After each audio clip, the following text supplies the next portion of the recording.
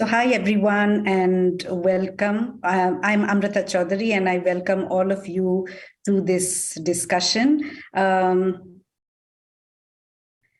And this discussion is basically over the competition regulatory landscape in India. Just a moment, I just need to check if the live streaming is occurring. Just give me a moment.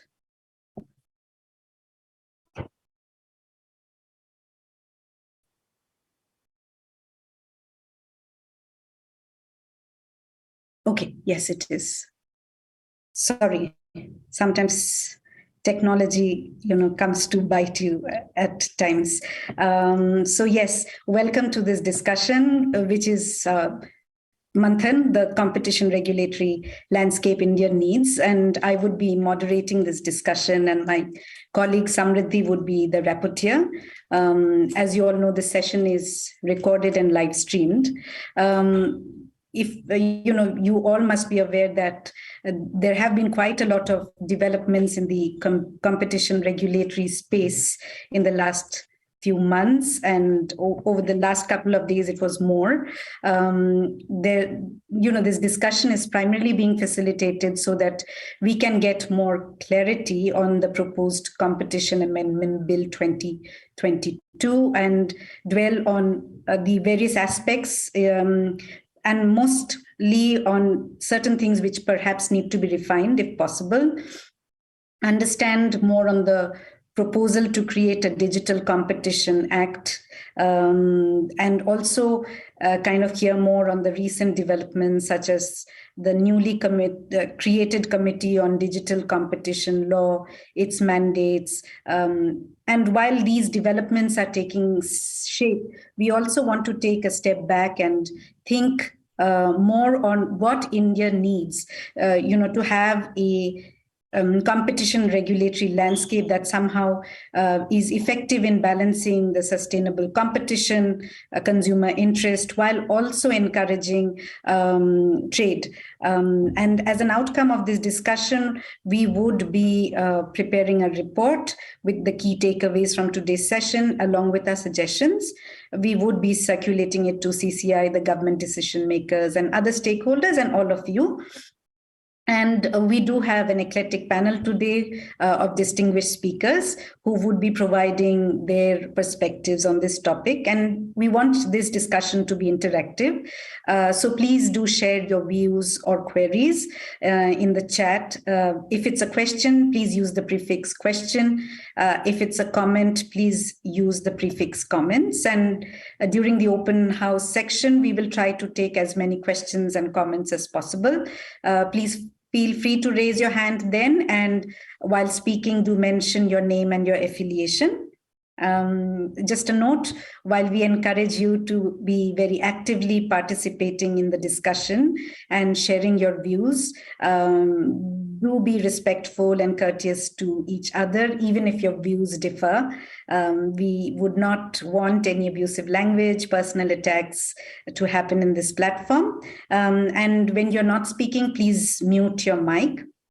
So after this, we would be having Avinash, Amarnath from Chandhiok and Mahajan, who would be giving us an overview of what the existing competition landscape is and about the recent developments. Then we will move on to the stakeholder discussion, where we have different stakeholders from different stakeholder communities who would be sharing their perspective.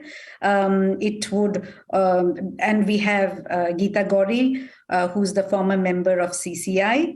We have Sudipta Banerjee from NASSCOM.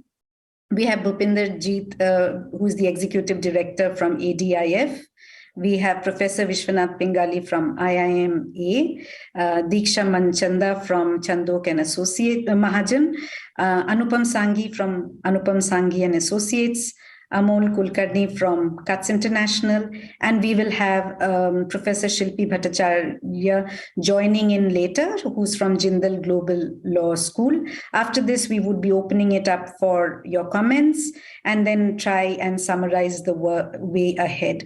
So this is how we would be going. And without much ado, I pass it on to Avinash. And Avinash, you have 10 minutes to share a bit about what's happening, because not all of us are as abreast as you are. Thank you. Thank you so much, Amrita.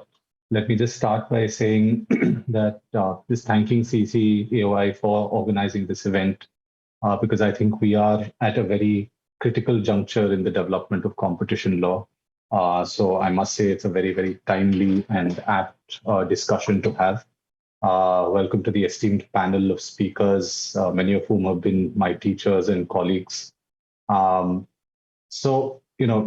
me just start. When I was a student of competition law and I was studying, I was doing a master's in competition law, I was told that it is now more or less settled that competition law is moving towards an economics-based approach, an effects-based approach. And in particular, we were taught about this theory of creative destruction, a term coined by Joseph Schumpeter, which essentially means that markets work in a cycle of innovation. It's difficult to put a time period on it, but after a while, a new innovative product or service comes up which disrupts the entire market and creates a completely new market. So the example that we were always given was 80s was IBM's era, 90s was Microsoft, and then 2000 onwards, there were a couple of them, probably, what we call the GAFA, Google, Apple, Facebook, Amazon. And we were taught that, competition law is a little restrained while applying to innovative and digital markets like this because of this creative destruction, because innovation works itself out and it is actually for the consumer benefit. So while, dominance, it may appear that in a particular decade, a particular entity or a company was dominant or super dominant, there is a new technology or a new product right around the corner that will completely replace it and change the way business is done. So I would say, keep this in mind, because as I take you through the existing competition regulatory regime and the amendments, I think the question that we have to ask ourselves at the end of this is, are we still, at least in India, do we still believe in this theory of creative destruction, or are we moving away from that thought and belief? So when the Indian Competition Act was enacted in 2002, especially the online and the digital market space hadn't exploded the way it has recently. So at that time, we adopted a law which was fairly modern. We had borrowed best practices from more evolved jurisdictions such as the European Union and the United States of America. So it was a very state-of-the-art law. It had and the best thing about the Competition Act of 2002 back then was we had decades of experience of other jurisdictions to fall back on. So we could just simply borrow from that experience and come up to speed. The Act, of course, faced some challenges in implementation. Ultimately, the enforcement provisions came into force only in 2009. And since then, we've had a decade of this existing, and a little more than a decade, because even now the new amendments haven't come into force. So we've had a little more than a decade of the existing law being applied to the economy, to the markets in India. So the existing law is pretty similar to any other competition law anywhere in the world. There are three basic pillars that it has. It regulates anti-competitive agreements, it regulates abuse of dominance, and mergers or acquisitions beyond a certain size have to be notified for pre-approval to the CCI. And therefore, apart from the merger control aspect, largely the role of the CCI, especially on the antitrust side, or what we call, the anti-competitive agreements and abuse of dominance, it's more an ex post facto analysis. So once a conduct has happened, the CCI investigates and finds out if it has had an anti-competitive effect on the market, and then imposes penalties or some sort of remedial measures. Now, what has happened simultaneously in the economy, in the industry over this decade, while the competition law was being enforced, is that the way business is being done has undergone a sea of change, particularly in the online space. Two things that I'd just like to highlight. One is there is now an emergence of a platform or an asset-light model. So people have realized that you can use technology to just connect a seller and a buyer, you don't have to physically own the asset. And that has radically changed the way business is done. And secondly, two-sided markets have become a very, very big phenomenon in the online space where you get the main product for free, but the revenue is being generated through a second set of consumers, the advertisers, for example. Now, this, apart from other things, of course, there was, because it had been around a decade since the competition law was enforced, and with this new emerging digital business models, a need was felt to review the competition law. So in 2019, the government formed a competition law review committee.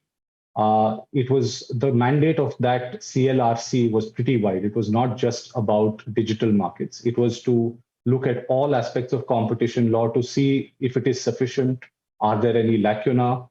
Do we have to fill up those gaps, etc.? So there were various subcommittees formed under that. There was a separate subcommittee working on cartels. There was a separate committee working on abuse of dominance, one on merger control, etc. The deliberations went on for almost a year. And once the report of the CLRC was submitted, in around February 2020, we had a first amendment bill introduced, which broadly took into account the suggestions of the CLRC. Now that bill, till date has not come into law. For various reasons, it has been stuck. It has been introduced a couple of times, but not been passed. But while this bill was pending, a very interesting development that happened was a Parliamentary Standing Committee was referred two things. One, they were referred this amendment bill and told, okay, please suggest any changes that you think are needed to the amendment bill to the Competition Act. And separately, they were also referred the topic of anti-competitive practices by big tech companies. So this is where all those, what Amrita was mentioning, the Digital Competition Act, and all of those things come into place in this report, in this second term of reference, which was to look into, or what we popularly call the Big Tech Report or the Big Tech Committee. That's where all of these issues come in. In December 22, both these reports were submitted by the Parliamentary Standing Committee. So there was one report on the amendments to the Competition Act and one report on the big tech practices. So to very, very quickly, and the panel will of course discuss this in more detail. I'm only giving an overview. But in terms of the amendments to the Act, some of the notable features, and I think let me just qualify this right at the beginning. Many of the amendments, in my view at least, to the Competition Act that are being suggested now are not very controversial in the sense that these were actually things which were just missing in the Act that had to come into place. So for example, the most notable change is a settlements and a commitments provision is being introduced into Competition Act to allow parties to settle cases or basically close. So for example, if somebody is being investigated for a certain conduct and the party is willing to change that conduct during the course of the investigation, most competition jurisdictions across the world accept commitments from parties because it saves their investigative time as well. If a party is willing to change that conduct, then that's great because their purpose is achieved. Similarly, a settlement is something a little different in the sense that it is like it's like a plea bargain. So you admit guilt and then you get a certain discount on your penalty, and so you negotiate a plea bargain. So a settlements and commitments provision is being introduced. On the merger side, a deal value threshold is being introduced. So far for mergers to be notified to the CCI, one only looked at the assets and turnover of the parties. But this meant that particularly in the startup space or in these new age businesses where the assets and turnover are not very big, but they have high valuation because of the potential. Such deals, the CCI felt was escaping their scrutiny. So because of that, they are proposing to bring in a new threshold, which would be based on the value of the deal or the consideration that is being paid for the merger or the acquisition. Apart from this, we already have a leniency regime for cartels in India, but now this is sought to be enhanced to what we call a leniency plus regime, which is that even if a whistleblower has come forward to the CCI to report one cartel, he can get a further discount if he reports any related or other cartels that he may also have knowledge of. So this is again to bring our law in accordance with international practice.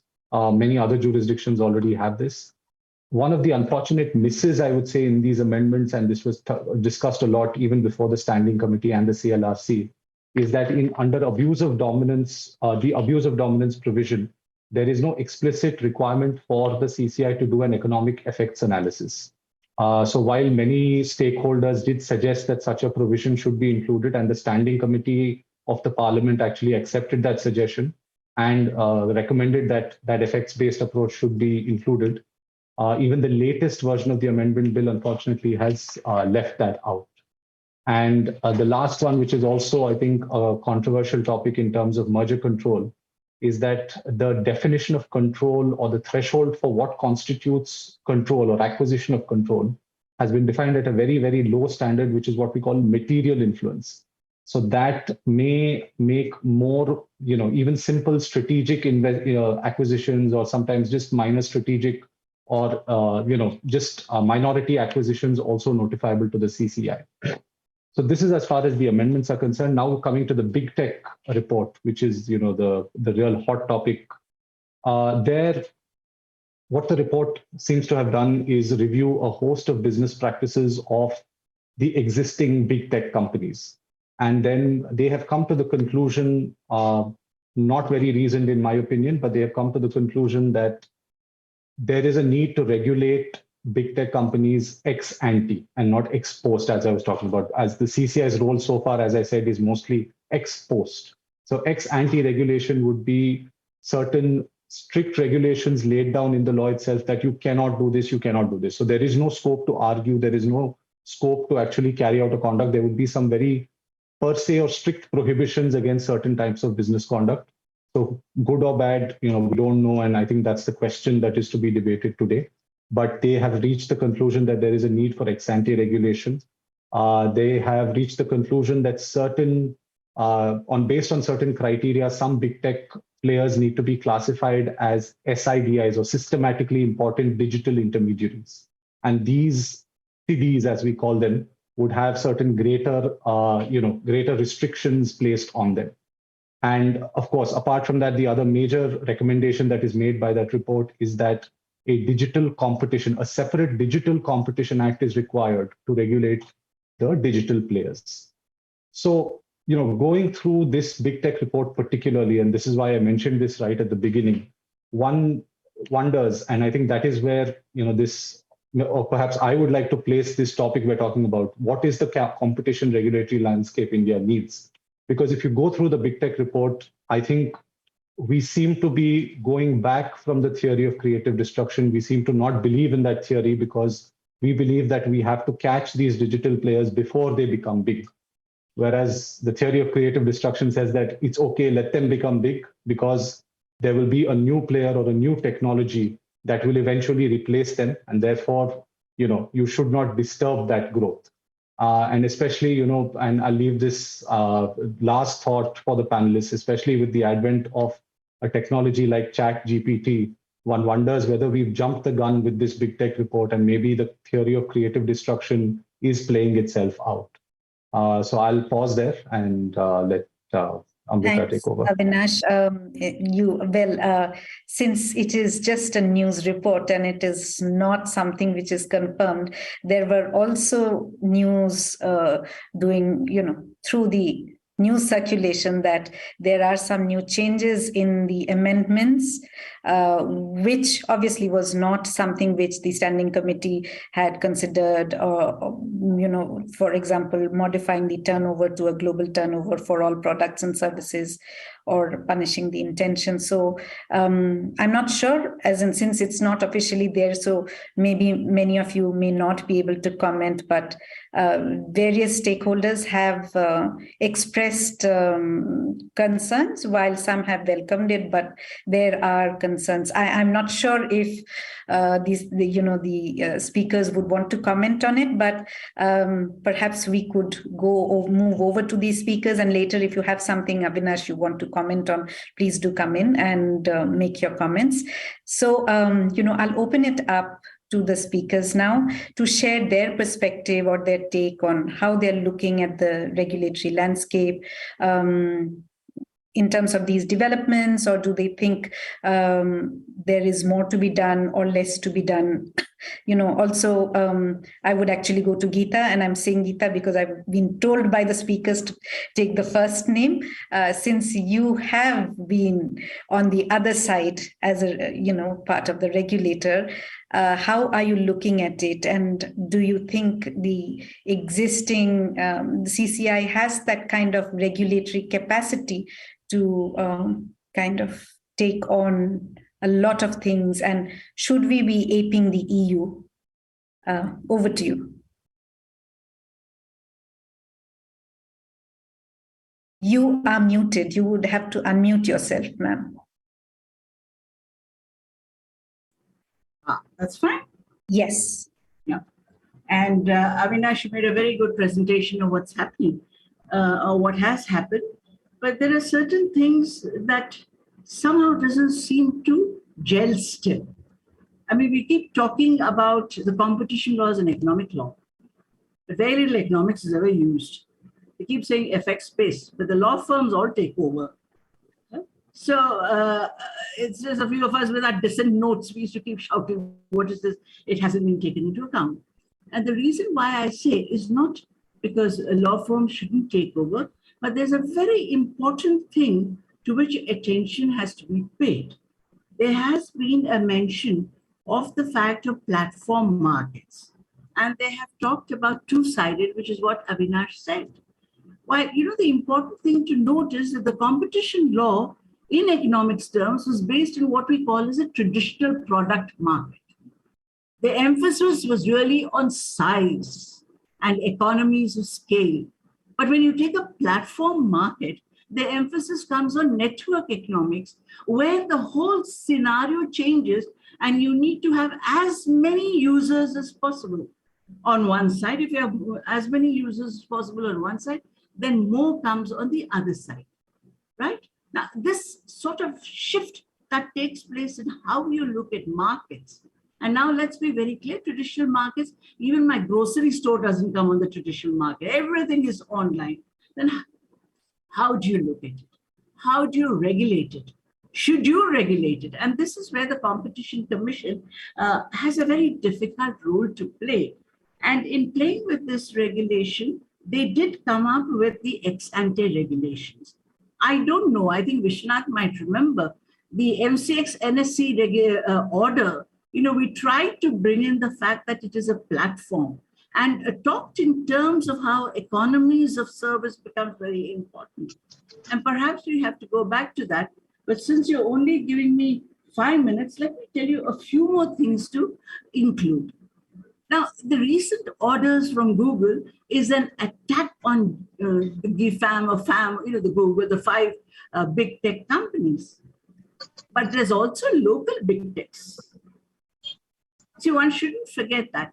And there's nothing wrong in global big techs versus local big techs, because that's how the platform economy works. And in this, what are the questions you have to ask? What is the relevant market? Can you define the market on a platform? I have tried very hard. I looked at all the definitions.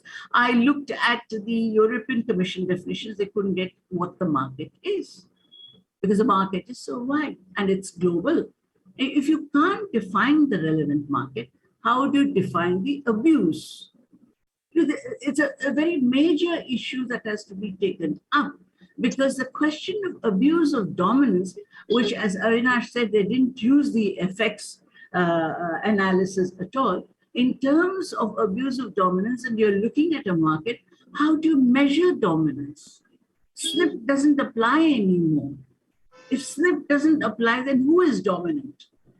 These are very basic questions that need to be looked into and answered. And everyone only talks about settlement. I don't know why. Ever since we joined the commission in 2009, I'm sorry to say, but all the law firms are interested only in settlement and commitment.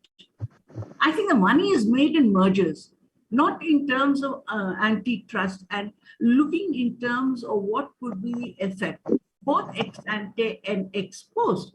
So settlement is something that has been continuously talked about. And the other one that you mentioned is that of deal value. Yeah, that's a good thing. I think both settlement and deal value are good. Then the question of leniency. Leniency is something that's very important. And looking at it in terms of control. Now, when you look at all of them, what comes out is that it has been stated, even in the subcommittee in Parliament, that we will have two commissions. You are diluting the Commission for Antitrust Analysis and getting it into the Commission for Merger Analysis. And merger analysis is something everyone likes because there's a lot of work that can be done by the parties who are doing the merger analysis. And it's only 210 days. You can reduce to 120 days and get the audit through. But having said this, when the new act comes into being, it is very important for them to understand the aspect of platform market and network economics. I've written a lot about it. And as the questions come up, I don't find it being addressed. And this is very important because it'll come up in your data usage and in the privacy matters. Because the government is also bothered about data. And they say about personalized data, and the big companies are taking away personalized data, and there's a lot of preferencing on them. But the local big companies will also do the same thing. And if you're talking about data, I think the third market, which is becoming important, much more than platform market, are data markets. And India has the most diverse data. So in a sense, the government of India and also METI has been put into a sort of, I wouldn't say contradiction, but in a very difficult position where traditional product market economics are of no use. They brought out that amendment, which is of no use. It had only one chapter on digital platforms. Then now they have come up with this committee, which has some good people. Sadly, only one economist, only our Aditya is there. And now they also have to think in terms of data markets. So the two markets they'll have to work out is platform markets and data markets. And the economics of both are very different. And this is a challenge. This is the competitive landscape because so much is happening and so much can be done. And this is not something that India should lose the advantage. And the big question that comes up, when should they intervene? Should it be ex ante as was done in the Google orders? If it is ex ante, is it simple rules like say, don't play in this garden, this is my garden, play in that garden? It's very difficult to develop rules. Or do we leave it to the market and then see how it functions? Can I stop here for a minute?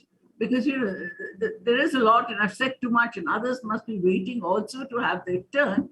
And perhaps they would disagree with what I would be saying, which you can ask me later on many of these issues, because we've discussed them in every commission meeting. Let me tell you, it is not that now the digital markets has come in and the commission has discussed. The commission meetings have always been discussing. And very often, I wish people would look at dissent orders because there's a lot of work that goes into dissent orders and analysis. And then you can understand what is the relevant market, what is the abuse, what does it happen when you're looking at data.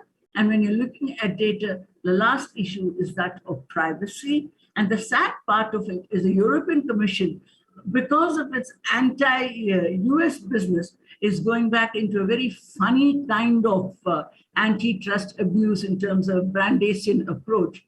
And I think the DOG also wanted to take over, not DOG, the FTC wanted to take over, and they've not been able to get. So there is really no very clear-cut picture. There's a lot of work that needs to be done. And some of these issues, I hope, Amrita, you can raise it and put it across, and people will look at it. Thank you, ma'am. I think you raised very important questions. The complexity, the cross-cutting nature of internet, which is going everywhere, the new dimensions which are coming up, which people are not possibly they are thinking, but not deep diving with that kind of people. I think more extensive consultation with necessary people, because things are changing. You need different kind of specialists when discussions are. Just let me add one more thing. We don't have enough economists in the commission. We need more economists. We need a lot of technical people, to be able to understand what you call very rightly cross-platform movements, who will be able to understand the algorithms. Whatever you say, nothing is done with the algorithm. It's the algorithm which goes ahead and gets the pricing of other companies. And then that becomes a different debate. So we need technologies, we need economists. So the capacity building, and how large is the commission? It's growing smaller in size rather than bigger. Right. I think those are certain things. And I think harmonization amongst regulations is also something. Yes, that's also very important, because TRI somehow wants to go ahead. Let's no, you should. Right. I'll come back to you, ma'am. Let me go to Sudipta. Sudipta, you represent many of the corporates. I know you want to speak at a higher level because it's very complex, but how are you all overall seeing this entire picture from, high up? Hi, Amrita. Am I audible? Okay. Thanks, Amrita and Avinash. That was a very wonderful context setting. So just, as Dr. Geeta said, that what about the Indian big techs? So NASSCOM actually represents both foreign big tech and local big tech. So yes, we are very much mindful of that the digital market has posed new challenges for antitrust regulators across the globe, which is actually kind of pushing the boundaries of traditional competition tools. So as an industry association, in principle, we think the exercise of correctly understanding the harms and identifying a menu of options would be a good way forward. So this would not only actually create certainty for the industry, but also larger gains for the society. But yes, we need clarity of the problem statement based on what evidence we have, and we take a risk-based solution so that we do not want to generalize solutions and create unintended incomes. So I think, so in the context of this most topical issue that we did touch upon, that this recent committee that has been constituted by the MCA, we think that it's a great opportunity for the committee to actually look at this problem with a clean slate and take all the necessary logical steps before any intervention is arrived upon. So that would be my overall comment on the issue. And if I could add few more specific things that, we know, there is a lot of talk going on around this. The model which is being used in the EU, or the proposed model in the UK, or there is a model which the US is contemplating. But whenever we are talking about this global reference points, we should be careful that either they are very new or not yet in force. And most importantly, behind every model, they have their own unique problems, as well as, there could be also political, economic considerations. So I think we don't know what would be the outcome of the committee, but whatever be that may be, what would be relevant in the Indian context should actually guide the committee to think of any solution to address the harms. And also, if we could if I could look at the problem through two lenses. One is the technology route, which Avinash currently pointed out that technology is a disruptor.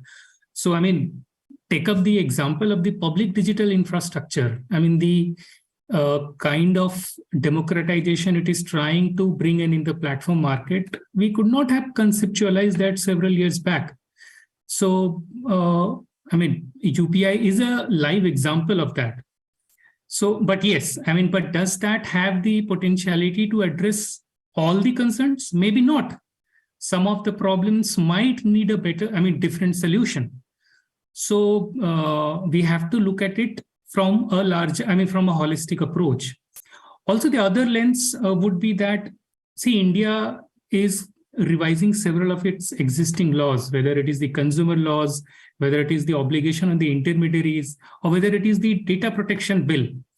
So, the Standing Committee on Finance did refer to the data usage problem, but we would also, expect the committee to examine the issue in light of the, it's still in a bill stage of a bill. We're expecting to become a law soon, but we need to examine the problem also in light of the extant laws and the existing solutions that we can have before we create any new solution. So, I mean, just to sum up NASSCOM's perspective, I would say that we need to look at the problem from both technology and the legal route. And yes, there could be some problems which still might fall through the crack. And now whether that problem which falls through the crack can be only addressed through ex ante or not, I don't know. I mean, but the committee should use this opportunity to do that examination and arrive at reasonable recommendation. And as NASSCOM, we have always worked with our members as well as with the policymaker to understand their problems and to find ways which we can address not only the concerns, but also we continue to create an atmosphere where the ecosystem of innovation, and we represent several startups are our members. So we are equally cognizant of this fact that we need to create a solution which kind of addresses the harm as well as continues the innovation ecosystem in India. So yeah, I think that's how I would like to. Thanks. I do understand you have diverse members, big, small, starting, matured, etc., global, Indian. So you look at it from various lenses. So we will come back to you. But now I will go to Bhupinder. Bhupinder, you represent ADIF, which specifically looks after the Indian businesses. Could you share how you are looking at this and what is ADIF thinking? First, thanks, Amrita, for the opportunity to join this important panel, where probably all the stakeholders are present and we also would be able to present our views. So when we talk about the larger picture, definitely in the last 2 decades, there have been cases in the digital markets with regards to competition, be it in European Commission or UK CMA, or even Korea, definitely very active through its Fair Trade Commission, and US through Federal Trade Commission or the Department of Justice. So definitely there is one fact that most of the so-called digital markets have some kind of competition issues which are being faced, and now all the countries are trying to move from ex post to ex ante. They were having the competition authorities, but now they are planning or they are in process to come up with a legislative framework. European Union has already come up with DMA. So definitely this doesn't say that, there's a need of a legislative framework, but yes, overall in all the major economies of the world, the governments, the legislatures are thinking to move it from ex post to ex ante. Now, why the need of such an approach? We probably need to see this. We need to examine this. One is when we talk about the digital competition, in most of the cases, like Avinash has mentioned, GAFA. So these are the few MNCs, if I can quote so, that have actually been part of the competition, abuse of competition, or the dominance of competition. So when we talk the things moving ex post, then the damage has already been done. It takes its own time for the legal fraternity to sort the cases. It may take a certain jurisdiction 6 months to 1 year to a little more. The problem is for the smaller startups, for the budding entrepreneurs, because there is some kind of restriction in the market. That's why the cases go to the competition law. So those are not able to revive. Like Geeta ma'am has rightly pointed out that it's very difficult to define the relevant market even these days because of the network effects and the platform effects.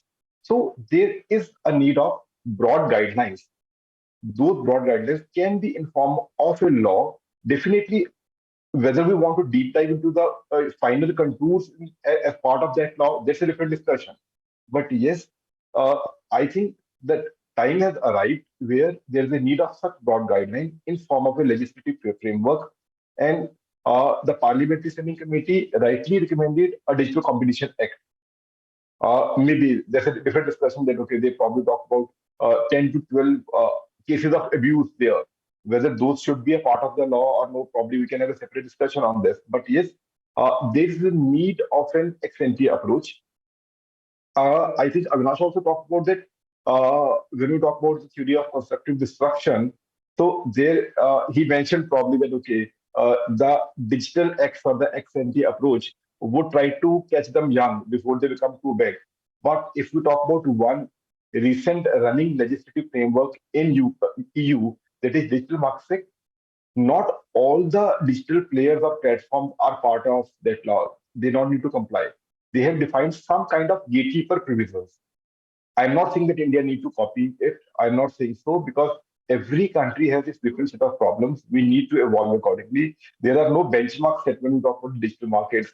But yes, this is something that has been seen across the globe, that a small number of major digital players, they have become so engrossed as a market power that they are controlling the key channels of distribution, which we call platforms. So that's why there is some need, because they control data, they control the number of users, and it's very difficult for the user to even switch platforms. So broadly, this discussion probably may go on, but if you talk about my or ADF's views on it, definitely there's a need of an ex-ante provision defining the broad guidelines, broad principles, we can say, which need to be adhered by all the players, whether big or small.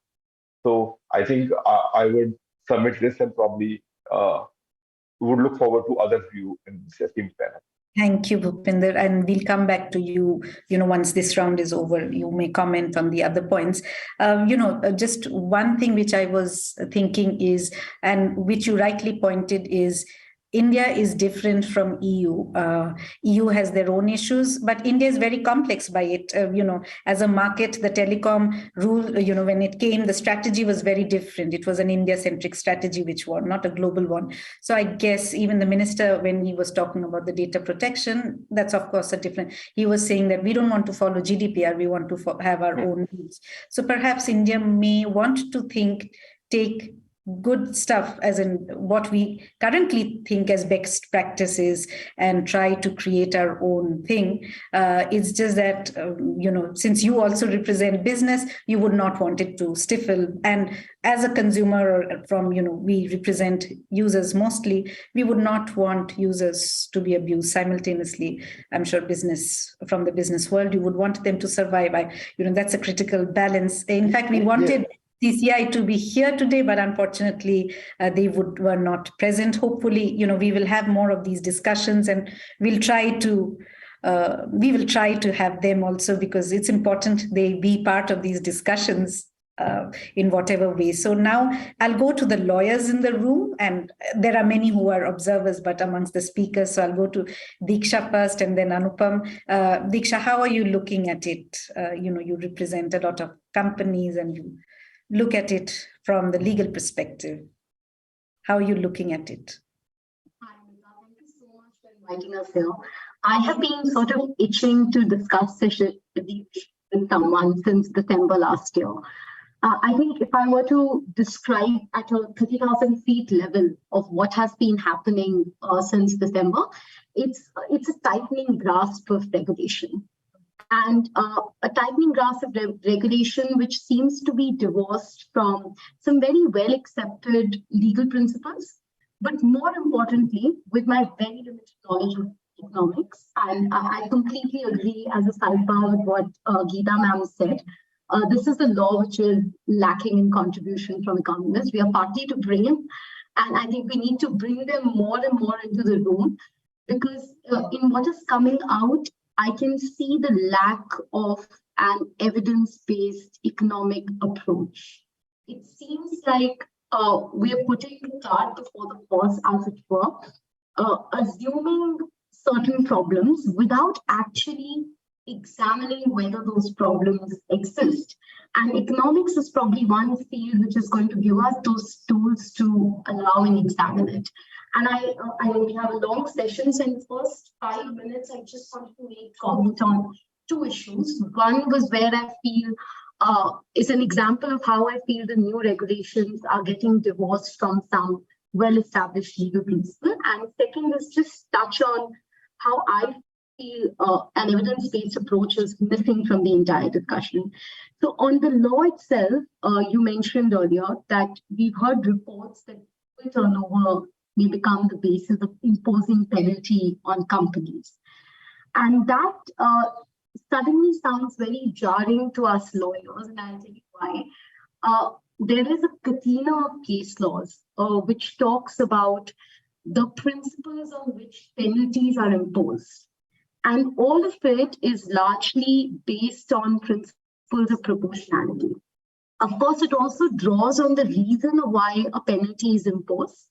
Is it, are you doing it to rectify a good compensation? Is it to penalize somebody so that their conduct is improved? Is it retribution? How are you looking at penalty? That's first. But once you've decided that, proportionality becomes a very important element of the decision-making process. And what global turnover does is to turn proportionality completely on its head. The CCI has been looking, and very consistently they have maintained that we are only bothered with what is happening within the four walls of India, what is happening within India. If you're outside India, we don't care about that. If you're participating in the market, then we are entitled to look at you, because you're impacting the consumers in the markets and the users within India. They may be business users or end users. Now, if my conduct and contravention is limited to India, global turnover does become a very disproportionate basis for me to impose penalty. And this is something that, very well-written judgment, in fact, in Excel Crop by judges of the Supreme Court, which discusses how proportionality is important in discussions of penalty imposition. So I think that's one thing that very jarringly stands out as a law. And the other that possibly stands out more as a student competition law is no evidence anywhere, and this is not just India, but even in Europe, of why ex-ante regulation is needed. I went to an economic assessment report that the European Union had come out with before DMA came. They called it the Impact Assessment Case Study. Went through some materials by the OECD. And all I see is a lot of discussion about how some companies are becoming bigger, they're becoming better. What the line that the needle that nobody has threaded is, why is it bad? Exactly what evidence do you have to say that this is bad and therefore I need to regulate it? And I think that is one very important question for us to answer before we decide on the model of regulation. Because otherwise, as Bhupinder said, you will be saddled with a set of regulations that will lead to unintended consequences for all stakeholders in the market. Because we're dealing with a platform economy, which, if disrupted, can have impact on both sides. So it'll impact its users on both sides of the market. So I think some level of very careful evaluation of what the economics of this market are. Where is the harm? What is the harm? Have we seen an evidence of that harm? A very good cost-benefit analysis of introducing a new regulation. I think all of that seems to have been lost in our den of there's a problem with digital markets. So I think that is something that we possibly need to look into. And I think it would be great if the new committee that has been established actually brings in more economists. It would be great if people like Geeta ma'am, Vishy, all of them could join the fray to add those ideas into the debate as well. Thank you, Diksha. Thank you, for sharing your views.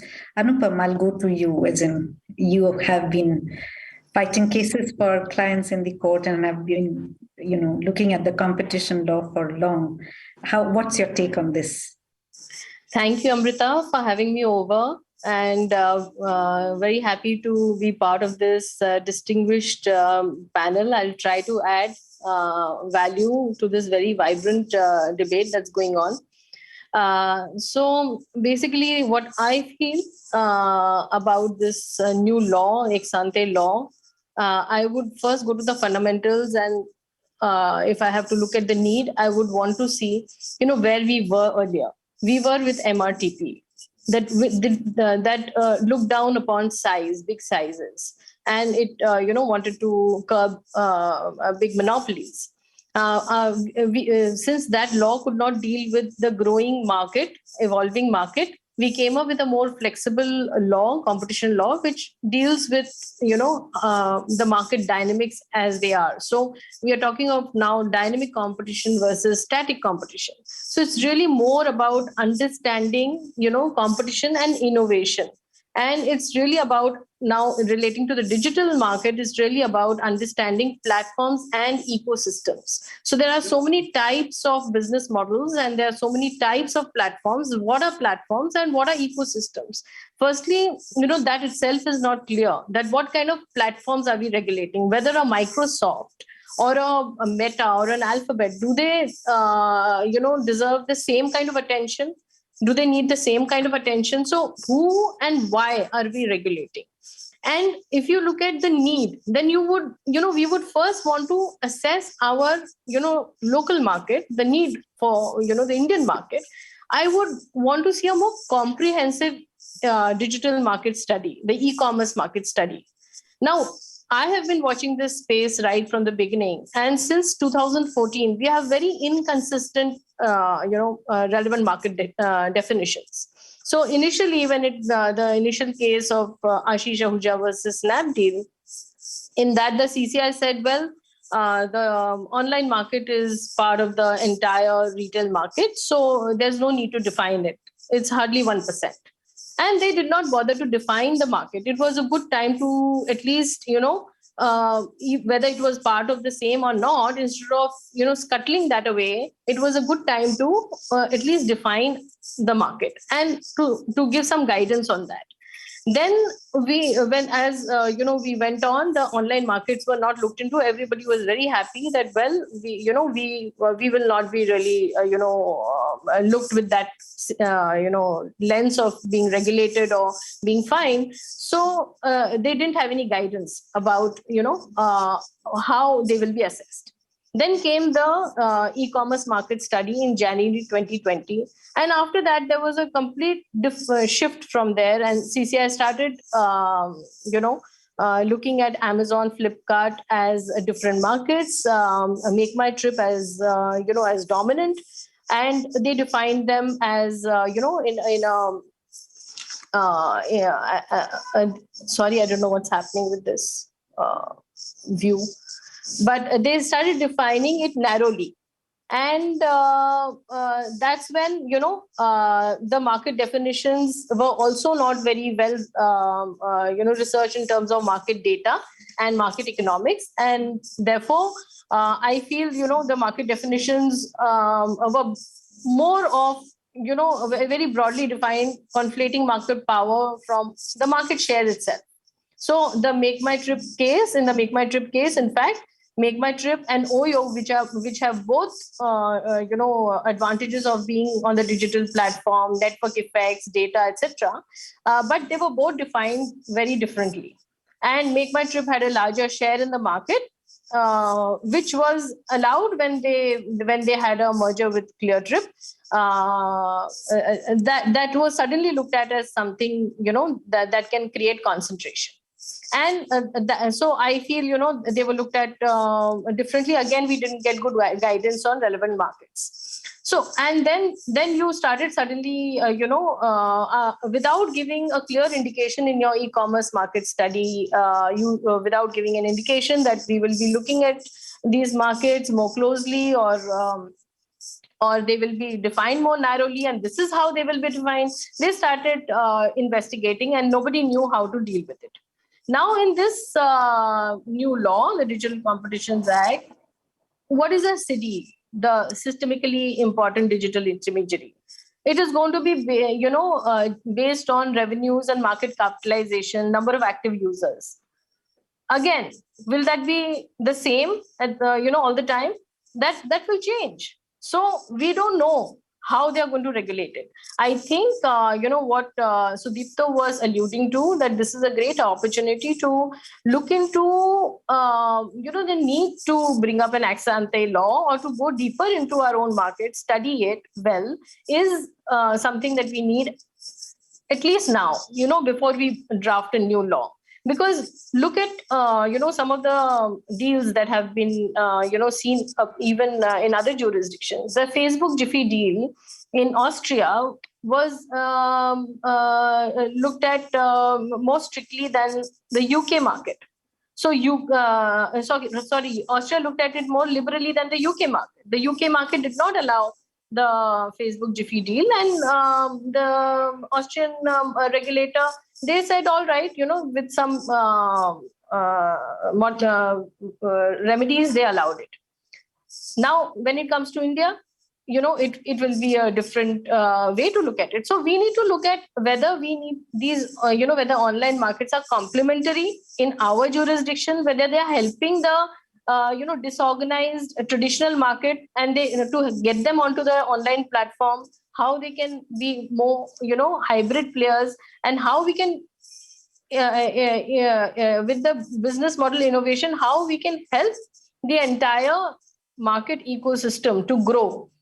This is where we need to see how competition and innovation can grow in our system, in our market, based on our values. What do we value? Do our rural market players, users value privacy, or do they have some other socio-political concerns? So every jurisdiction has their values. If we look at our values, and if we look at our market with those value systems, and we examine our markets more deeply, we have deeper market studies, more nuanced, I think it's really going to help. And like Ms. Geeta Gauri alluded to, having more economists and technocrats, I think that's really the need of the hour. In fact, what you also said, Amrita, this is a time to cooperate with other jurisdictions and get some support from there. They have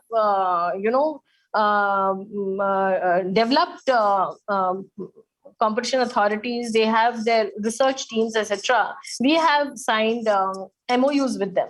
I think it's a good time to make use of some of the processes that they use even before they come up with new laws. Like EU has not suddenly come up with this. EU has been looking at the digital market since 2015.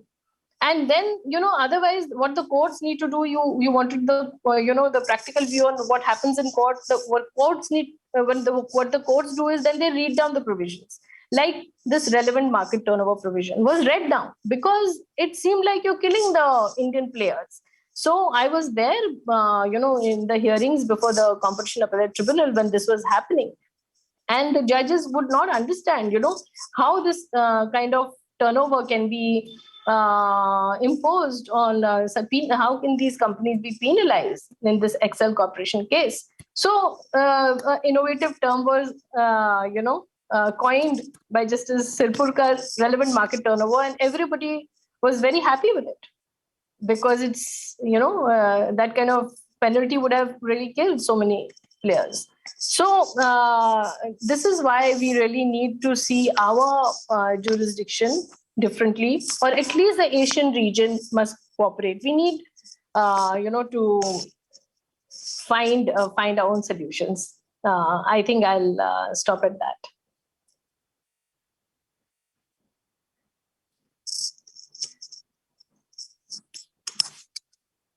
Hello. Really killed so many. Thanks.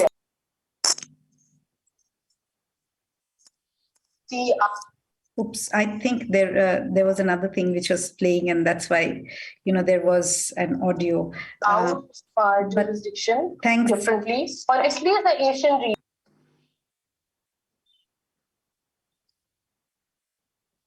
Yeah, there's an echo, I think, for some reason. It's repeating.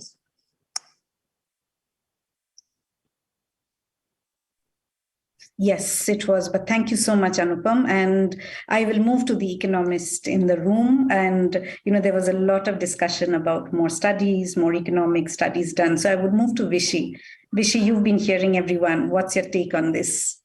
My first thing next time, Amrita, is that I should ask you to be one of the first speakers. You see a pen active in my hand and I have a notes in front of me. As Geeta started speaking, I started crossing out points after points after points that I wanted to make. So I really pity Amol and Shilpi in that way. They have to follow after me. So therefore, good luck finding something new to say in every sense of the word. So let me start out with something that Anupam said, and I'll build on top of it, which is that I start my economics class by describing two kinds of individuals. Individual one is what we call as Homo economicus, the fellow who is extremely logical in nature and is more or less like a robot, right? And whichever part of the world you take this fellow to, the behavior would be same, irrespective of gender, irrespective of society he or she belongs to. Everything is identical. Unfortunately, I think we human beings call ourselves Homo sapiens, which really makes a lot of difference. We are really geographically, culturally, in so many ways differentiated from one another.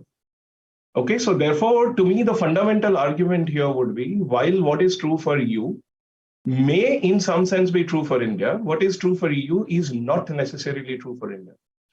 So therefore, my opening comment here would be that, in fact, my co-authors and I are working very hard in understanding how the Indian tech market actually works and how the Indian ecosystem actually makes use of tech market. So therefore, what is my take on it? I don't know if formal and informal markets, urban and rural markets is the right take on it. So therefore, for the lack of better word, let me classify the Indian market into established and unestablished markets. What we notice is that some of my students themselves have started their own startups in markets which are highly established as being unestablished players. Sunk cost, as any self-respecting economist would know, plays a huge role in entry deterrence. So therefore, in a given day, if I were teaching this class in 1990s, I would have probably castigated that student in saying that you didn't learn economics enough. How dare you start a business in an established market? It's useless. You're not going to make money. But these guys say that I actually leverage the power of social media platforms in order to kind of make my life a little easy in terms of entry. So Geeta, I hope you remember some of the conversations we've had in the past. Economists are obsessed with the terms of sunk costs and variable costs for a while now. I think digital markets have actually gotten a completely new type of costs into the market, which we're not classifying at all. These are neither sunk costs nor variable costs. They're somewhere in the middle out there. And that's where, to me, the crux is, actually. So I think my whole argument for a competition law would be, please, whatever may be the law, you got to assess how the local unestablished market also plays out. 90% of India is informal market, 90% of India is unestablished players, not necessarily in terms of revenue terms, but in terms of pure numbers. Therefore, there is a significant chunk of the economy which relies on certain technological platforms that are available. So therefore, any competition law that kind of ignores the repercussions on it. So far, almost every study that we've done, we've even done a structured search of Strategic Entrepreneurship Journal and a couple of other really top entrepreneur journals that we've had access to. We couldn't find much literature on how they are affected. You see a lot of literature on how established players are affected with tweaks in the law. But you don't see many players, many studies out there which talk about how unestablished players make use of the existing frameworks and technologies. Sorry, I keep tending to use the word frameworks a lot because that's what sells in MBA class. So you use existing frameworks and paradigms, that's another word, by the way, a lot to actually start understanding. And therefore, I think to me, the fundamental argument for a competition law, my advice would be, please don't restrict your studies to talking to a few people in the established firm space. Look at what India is all about. It's a bunch of collection of unestablished players. I think Arvind Subramaniam, the ex-chief economist of India at one point in time in CCAOI himself mentioned that India actually suffers from the problem, not of oligopoly, but of actually perfect competition, which leaves with zero profitability as far as growth and expansion is concerned. So to me, that's an aspect that I would like the people to concentrate a lot on. The second aspect, and this is based on a paper that I published recently with a couple of co-authors, but albeit in the pharmaceutical world, but I nonetheless make a point.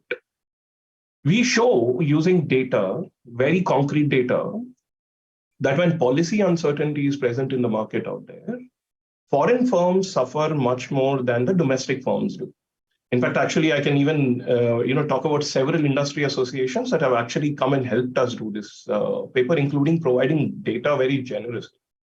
Now, my whole argument is, as far as digital markets, as far as competition law is concerned in the country today, it's going through some bit of an uncertainty in terms of the core understanding. And I'm sure in the market, in the era where India is making noises as far as it being a global player is concerned, can we actually afford it? So that would be the second point that I would like to make. Make a law which is crisp, which is understandable. In fact, actually, one of the industry associations told me on patent laws, at one point in time, I really don't care if the patent law is adverse to us, we should know it completely clearly. And we'll figure out how to operate around it. So that's exactly my second point. There should be no ambiguity, because ambiguity helps local players, ambiguity hurts foreign players. And yeah, so that's my second point.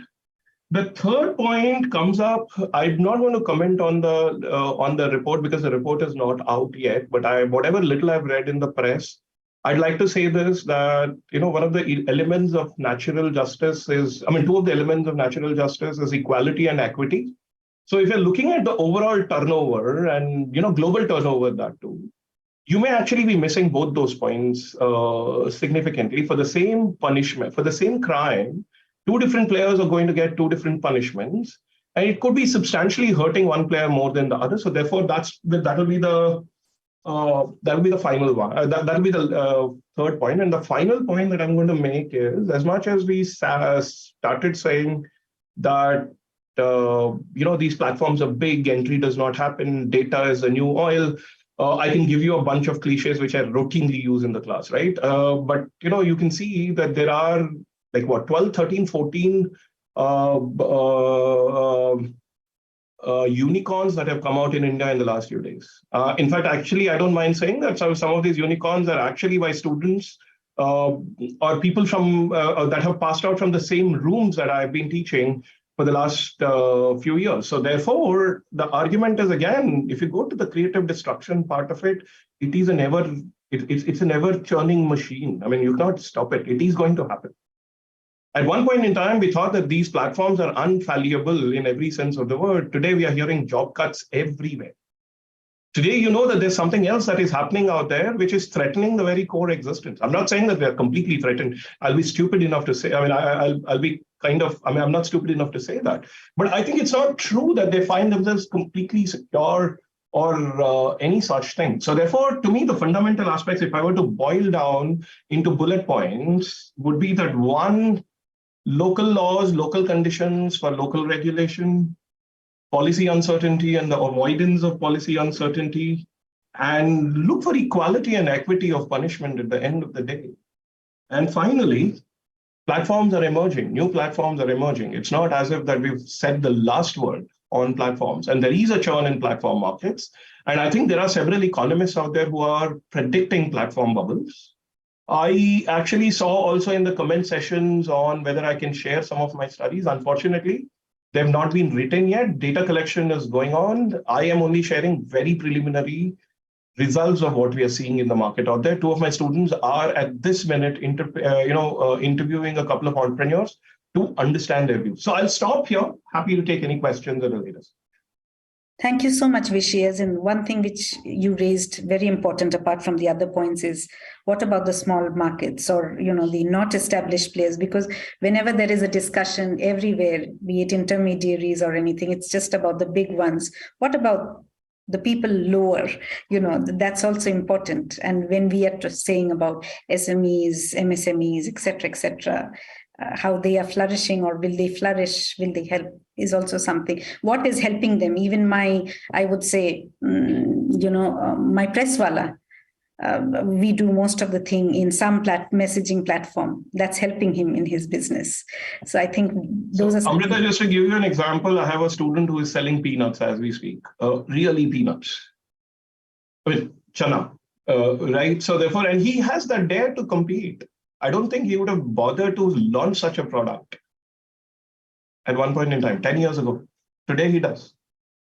Right. No, and also if you look at it, there was Facebook and everyone thought Facebook was the end. But then we had TikTok coming in and it disrupted the market. Absolutely. We may ban it in India, but it is there. Absolutely. Global market. So things change. That is also. You have Nykaa that came out. You have, several platforms that one could rattle out, right? Yes. Just that. So I'll go to Shilpi now. Shilpi, what's your take on this? Thank you. So I've been listening to all the very eminent speakers, and it's been so fascinating. And I'm sorry I joined a little bit late, but I really, really enjoyed hearing everyone's views. So I'm a lawyer, and I teach a course called Competition Law in Digital Markets, and we do begin by talking about how digital markets are different from other markets and the dangers that they present. So I think I'm just going to maybe give a slightly different perspective. As Dr. Geeta knows, I have like a unique approach to these issues. So I'll maybe present a slightly different approach. So I mean, we know that there are many features that make digital markets different, but one of them is that these markets do tip. And when they tip, then the result of that tipping is that it takes a long time for these markets to correct. So we have examples of markets that have tipped. Example is WhatsApp, where even though privacy is being reduced, we're still all using WhatsApp. There's an overwhelming advantage that WhatsApp has over much better products that are in the market right now. CCAOI has been trying to investigate the WhatsApp case, and it is just embroiled in all kinds of litigation, and it's going very, very slow. So this is an example of a market that consumers would benefit from more competition, but the regulatory framework of competition law in India is making it very difficult for competition to be corrected in this market, especially sort of all the ways that companies that Meta that have so many resources to litigate are just pulling the CCI into all kinds of litigation. So this is one example of why we need ex-ante regulation in India, which is that competition law enforcement is very slow. We know that, for instance, just the Android case took 3+ years to come out, and markets tip, and they tip fast. And we know that the CCI is concerned about tipping. They've talked about it now in a number of different orders, including the Make My Trip order. I'm not really sure whether it was justified in the Make My Trip order. But another example of markets that tipping that have totally tipped is Google. Google has, Alphabet has such an overwhelming presence across every aspect of our lives, from Android to search to everything, that it's going, even if ChatGPT comes, it's going to be very hard for Alphabet's presence to be, especially in ad tech and on the advertising side, for that search-related monopoly to kind of be entirely dismantled. And one of the reasons why we are in this position, where a lot of us don't even understand the harms, because the harms are very hard to determine because of the way that data is used, the way that data is collected, the algorithms, etc. As the eminent speakers mentioned before us, we need sort of much more technical expertise to understand this. And because we don't understand this, we can't regulate it. And because we've been slow to regulate it, in the meantime, a lot of entrenchment of market power has taken place. Google has an entire monopoly over advertising, and a lot. Almost every aspect of advertising now is happening digitally, and Google controls that. So we need to ask whether we are comfortable with these kind of markets where there are certain entities that occupy such prominent positions, and we don't fully understand what the meaning of that kind of prominence is, and therefore, sort of, is competition law enough? Because it is too slow, and the way that regulation happens through competition law, you have to fit it into certain paradigms. As a number of speakers mentioned, sort of market definition is difficult.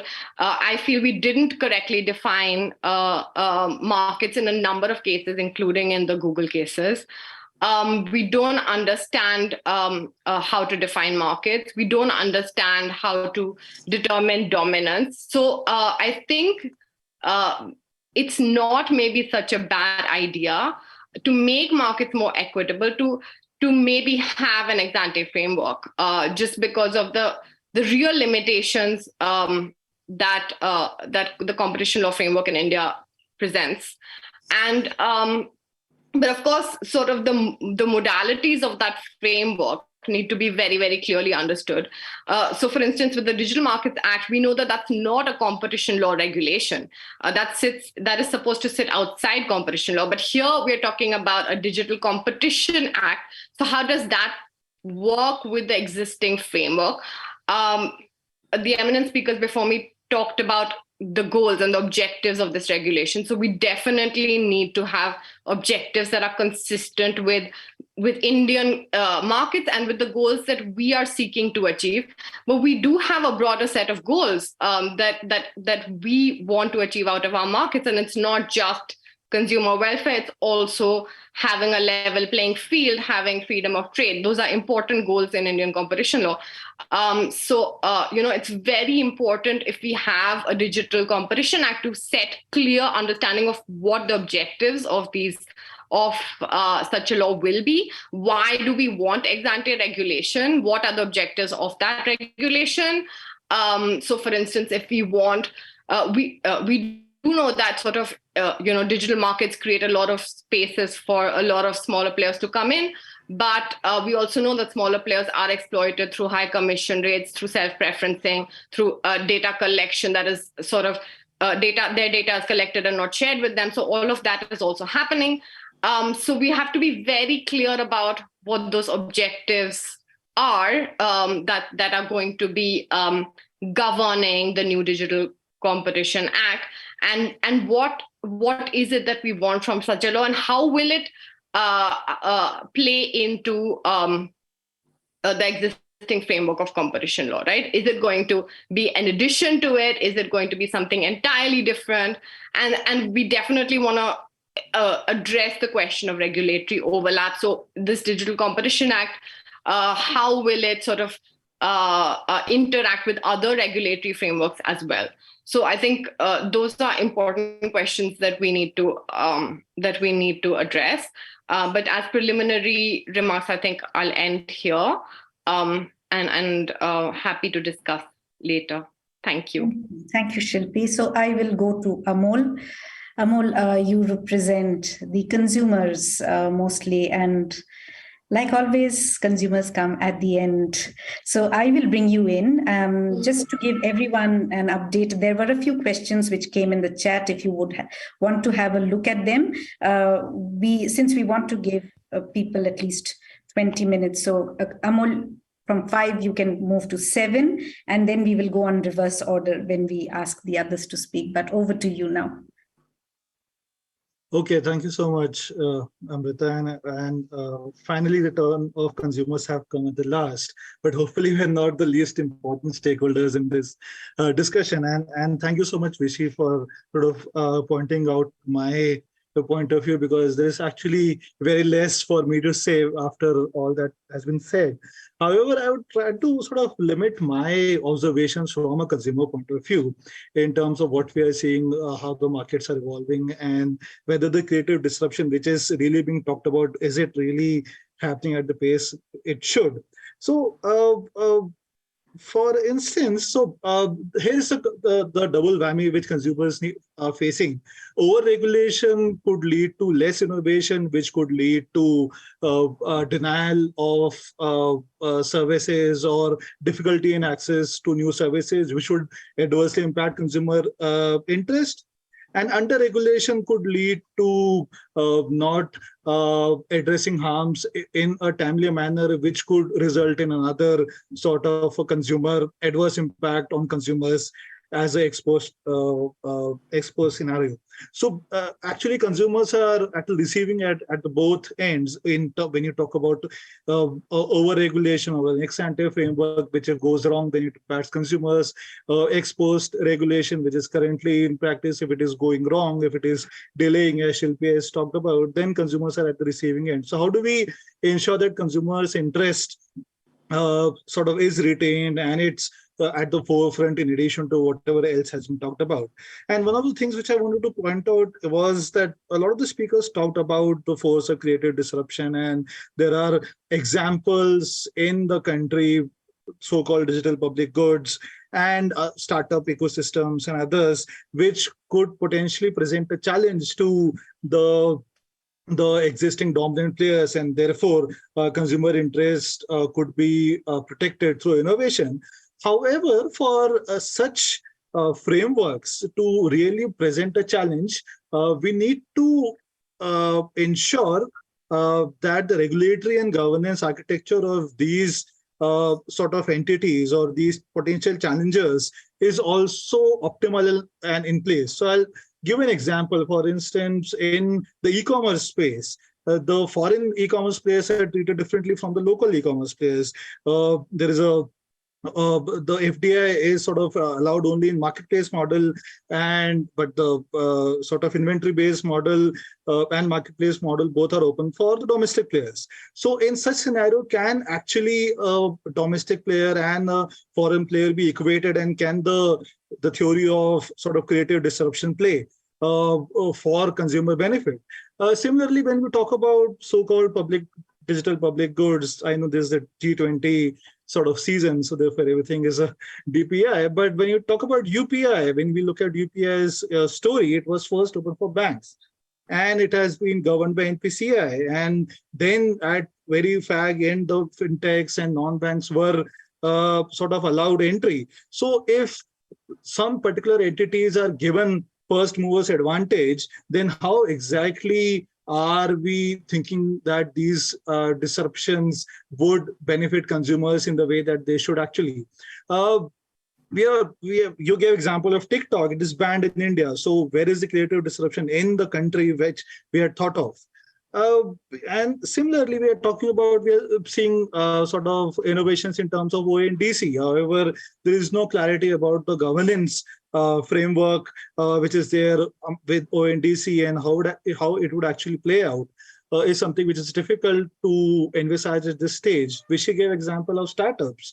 However, we know that the digital sort of industrial strategy, which is the underlying theme in all the digital laws which is being introduced in the country, they want to create local digital champions and perhaps provide preference to some of the market leaders in the domestic space.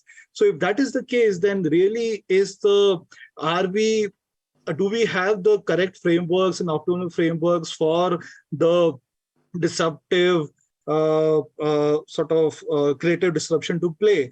And therefore, I think there is a need to take a step back and perhaps fix these sector-specific frameworks which do not allow competition to create its magic, and sort of remove these sort of disruptions which are there in relevant sector-specific laws, regulations, policies, frameworks, practices, and then think about sort of, okay, if we are able to allow markets to work, then do we need, in addition to that, a separate framework for digital markets? And that is the first sort of argument that I want to make. The second argument that I want to make is there was a lot of talk about sort of effects-based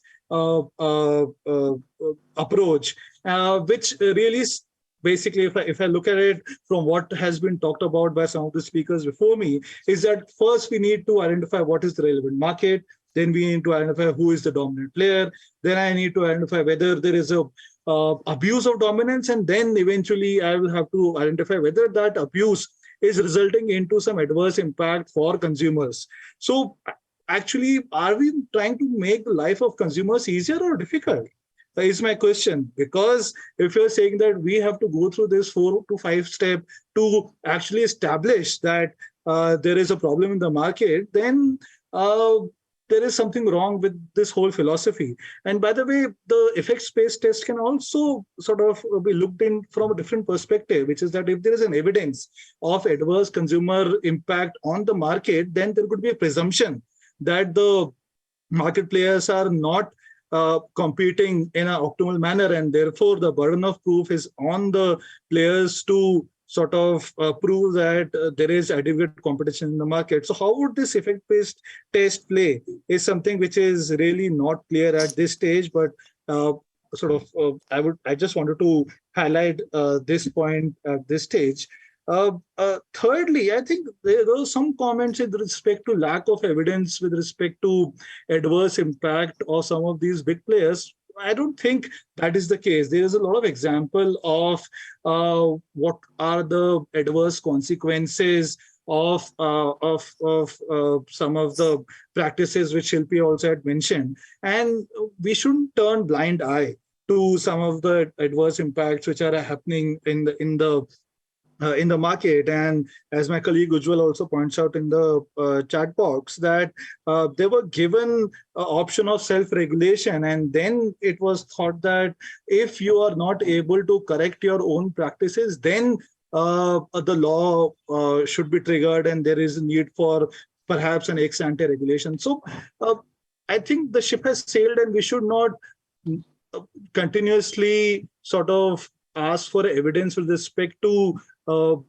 adverse practices, but we should acknowledge that yes, these practices have been there. Some of these practices have been established in other jurisdictions. The recent CCAOI order has also highlighted some of these, and therefore let's acknowledge that there is something wrong in the sector and which needs to be corrected. And let's have a collaborative mechanism, as you and others have also pointed out, that what could be this? There has to be some sort of collaborative mechanism for the regulators, businesses, stakeholders, experts to come together, and not only economists, but consumer advocates, other stakeholders which can actually highlight the findings from the ground. Vishy pointed out about the informal sector, and I do not see a lot of talk about or representation of these informal sector participants in either the committees which have been formulated previously or the committee which is formulated now. Thirdly, I think there's this talk of systemically important digital institutions, and this is not systematically, it's systemically, and this is sort of borrowed from the financial sector terminology, which wanted to regulate too big to fail entities in the financial sector. And they sort of created this term of systemically important, because if you are so important, if you fail, then everything else would fail, and therefore you need to be regulated differently.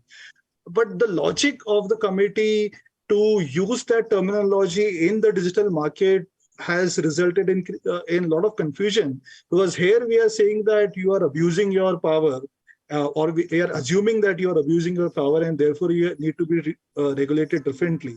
So I think there is a lot of lack of clarity in terms of how and why SIDIs, what should be the nature of SIDIs, how would it be sort of determined. And actually the standing committee says that the determination of SIDS should be revised on an annual basis, which is a good thing, which is sort of listening to the markets, and it's not set in stone once it's set in stones. But there's need for a lot more discussion around some of these issues in terms of what kind of gatekeeper regulation India needs, if it needs. So DMA might not necessarily be a role model, as we all agree. It could be sort of more of a regulatory sandbox kind of an approach, wherein that is one of the options that we are looking at, and we are seeing how it is playing out. And we think about and create and discuss what could be the other modes of regulating, including self-regulation and including co-regulation.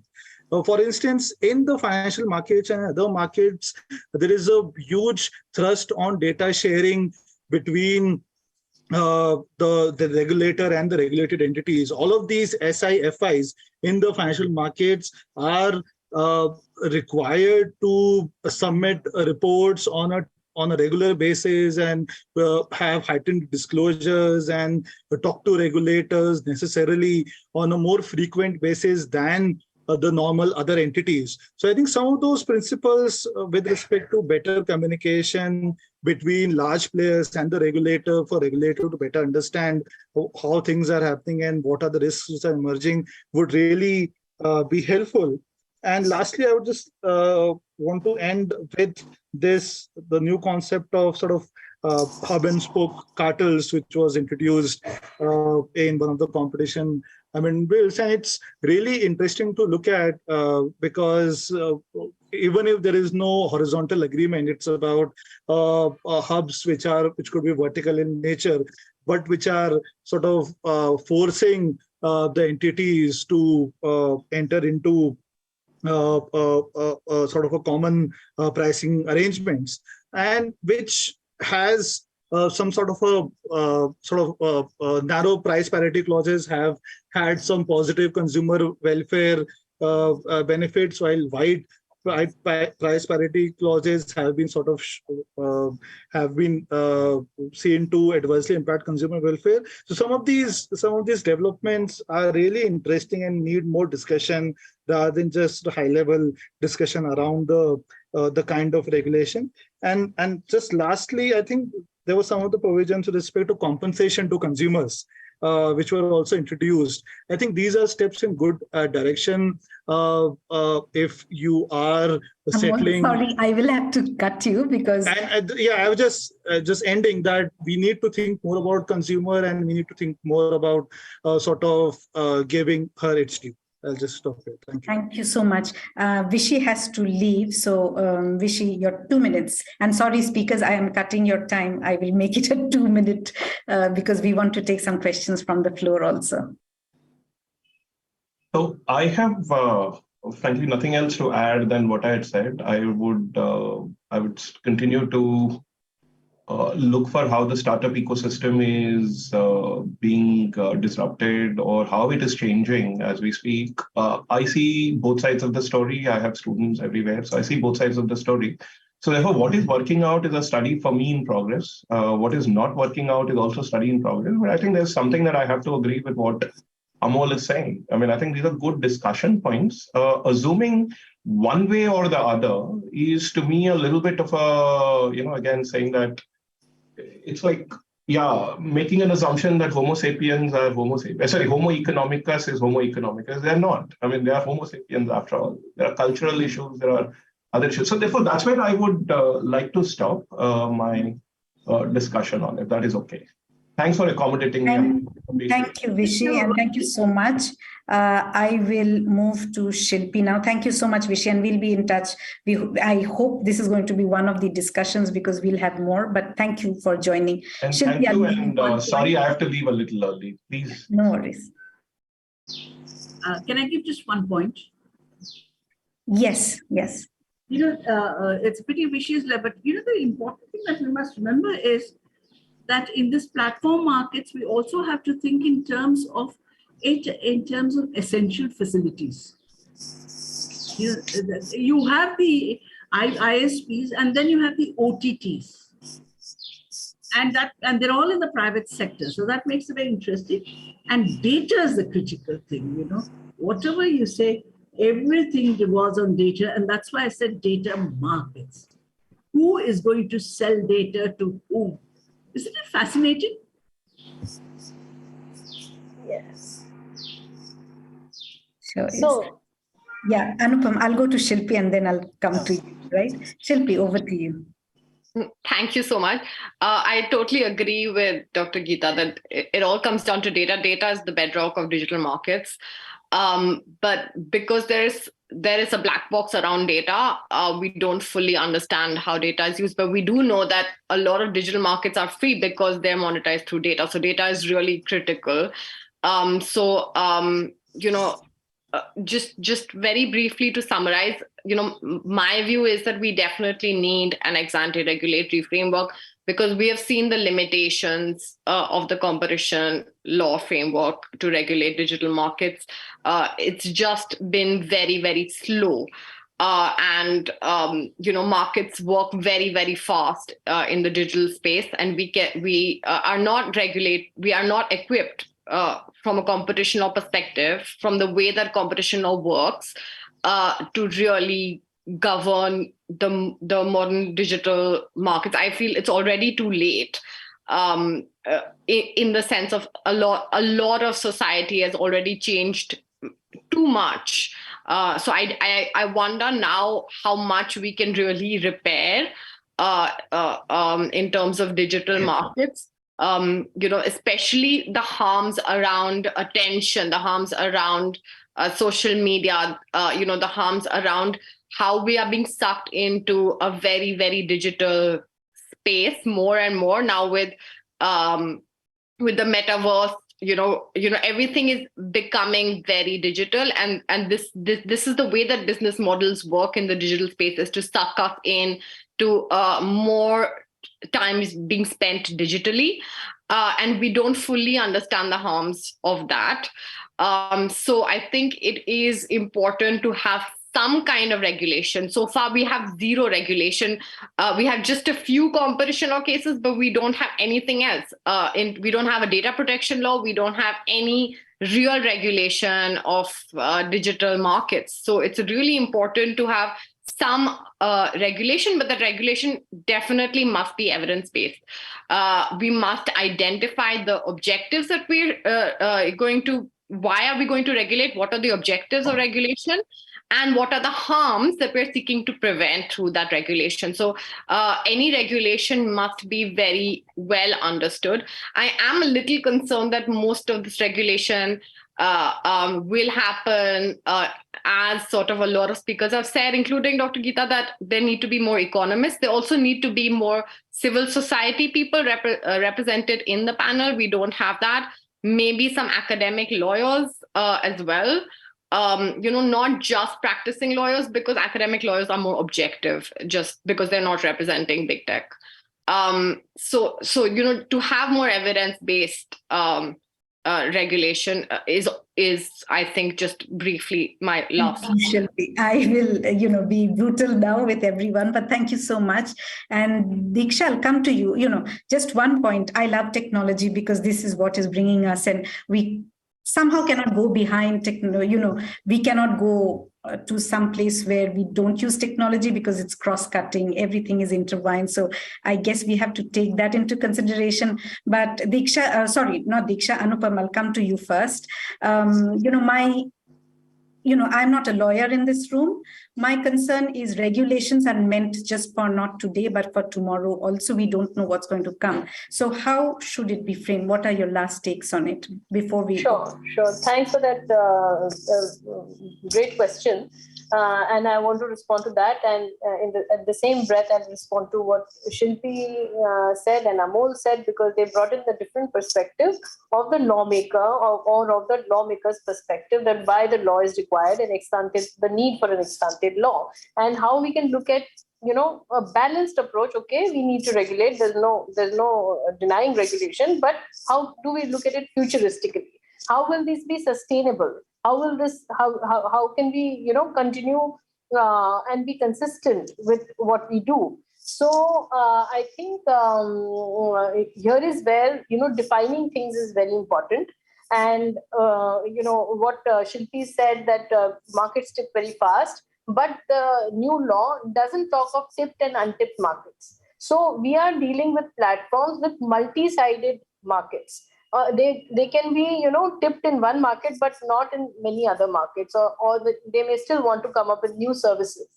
So if a Google or a big tech is in one market which is tipped, can we look at it differently from the other markets in which it is not tipped? Like we looked at Jio when it entered the market, and there was a predatory pricing accusation against Jio, but the commission said, again, without defining it the markets properly, it would have helped to create some jurisprudence. That is why for consistency we need jurisprudence as well, and we need studies as well if we want to look at it futuristically. And here is where the jurisprudence would help, where self-regulation also comes. Yes, I have been encouraging companies to self-regulate, whether the CCI says it or not, or whether any regulator government says it or not. It's important for them to de-risk themselves. But based on what? Where is the guidance? Do we have even started writing a notice for market definition where other developed jurisdictions have? Today, they are revising. The EU is revising its market definition notice. They've started taking consultation on it since November 22. So here is where today we need to take this as an opportunity. If we want the online market or the digital market to self-regulate also, or to have a balanced approach where we regulate them, but we don't kill the future competition. We need to give them some basis, whether it's through guidelines, whether it's through guidelines for penalties, notice for market definition, and so many other additional documents that the developed jurisdictions have. This is the time to actually get deeper into it, get more nuanced with market studies, and which can be complemented by these other soft regulations. Thank you, Anupam. I will now go to Diksha. Diksha, over to you for your final comments as in on this. It's just very quick. I think one good thing that I saw from the discussion across panelists, each of whom have very different views about this, was the need for more study about whether we need ex ante or not. I think that's a common refrain that kept coming. And something very important and interesting that should be mentioned, which is lack of clarity and knowledge about how the digital markets are working. And that to me spells out caution with a capital. Before we enter into a utility side regulation that was initially historically designed for sectors like electricity and water, let's be very mindful of what the regulatory costs are going to be for the regulator and enforcer. What will they be in terms of compliance costs for the company? What will be the cost for stakeholders? I think one of the participants mentioned about the impact on innovation. So across markets, how will over-regulation work out? And then, of course, there's an issue of regulatory arbitrage when you have 10 regulators sitting to regulate a single space. So for me, the bottom line is that ex ante needs a lot more discussion. It needs a lot more evidence-based assessment and a very detailed cost-benefit analysis. And I think finally, one other small point is the quintessential nature of the Indian markets, where we end up giving perhaps very little credit to the consumers in India. We happen to be one of the most advanced digital markets in the world, much more advanced than European consumers are. We actually saw almost a 40% drop in downloads of WhatsApp when the privacy issues came up and people were running to Signal. We saw Zoom come in right out of nowhere, not just us, this was a global phenomenon. So I think there is innovation in the market. In the Indian market, there is innovation across levels by smaller players as well. And that innovation is very well responded to, at least in the Indian market, by a very, very keen, intelligent, smart consumer. So let's keep that in mind when we design a regulatory architecture which impacts consumers so closely. Thank you so much, Diksha. So now I will go to Bhupinder. Bhupinder, your comments. Yeah, thanks, Amrita. So I think I've listened to all the panelists. So somewhere probably we assume that the Digital Competition Act, whatever form it may be, if it comes, would be over-regulated, would probably be not in the best interest of consumers, may stifle innovation. But probably we need to understand that as per the present structure given by the Parliamentary Standing Committee, they are talking about cities. They are talking about maybe 2, 3, 4 companies, they are not talking about that, okay, if they are dominant, there is any problem. But if they are making use of their dominance for abuse, maybe on the side of consumers, on the side of other stakeholders, on the side of app developers, then they need to constrain themselves. So definitely, in any form, the Digital Competition Act is not stifling innovation. Nowhere it talks about that, okay, it would hurt consumers, because at the end of the day, if any business player, see the evolution of the laws in India, there was a time there was no IT law, but IT became one major force in India. Then there was a need that, okay, broadly there need to be some overarching guidelines, and IT law was established. There was no Competition Act. There was MRTP Act, but there was a need that probably as the businesses are growing, there is some abuse, so there's need of Competition Act. Now digital markets have evolved. Now digital markets, maybe we can define it 2 decades old. So there is a need to define the broad guidelines in which they need to operate. So we should not first see or presume that, okay, they need to be over-regulated, they would stifle competition, they would hurt consumers. So broadly, this is one.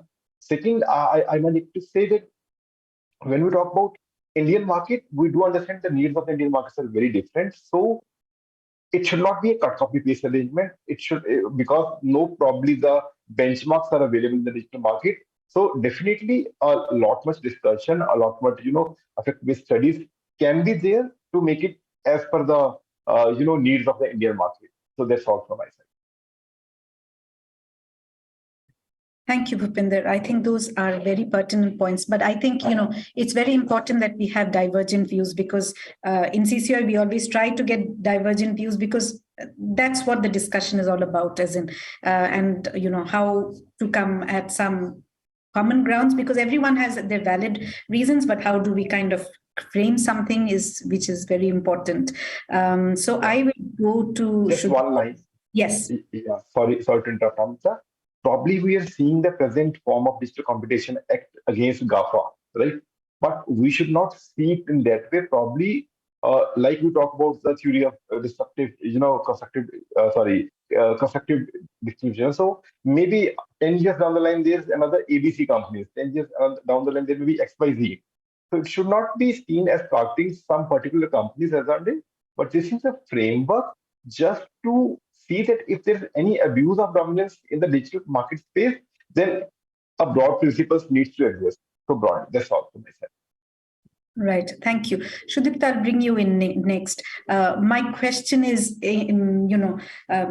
since, we are talking about the Digital Competition Act, but digital is mainstream. Even traditional companies are being digital in some way or the other. So the lines have blurred.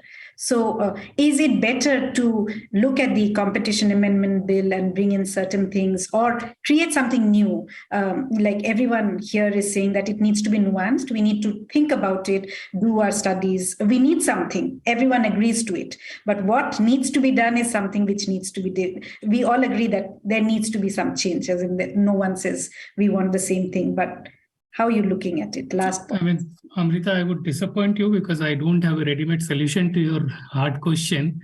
But what I would say is that the discussion should not be binary. And I'm glad to see that discussion has not been binary, that whether we must have an overarching ex-ante framework or we do not need an ex-ante framework at all. I think Amol referred to the problem with the UPI, and I think this is a very valid point. In fact, UPI itself imposes a market cap on the entities. But then this also gives rise to the question that whether we focus on new solutions or we revisit the existing ones and try to improve them. For instance, if you look at the press note of 2018, it imposes specific obligations on marketplaces with respect to self-preferencing. But what has been the exact, or even there is any level of enforcement, at least I don't know. Also, I would say the need for market study should not be portrayed as overrated.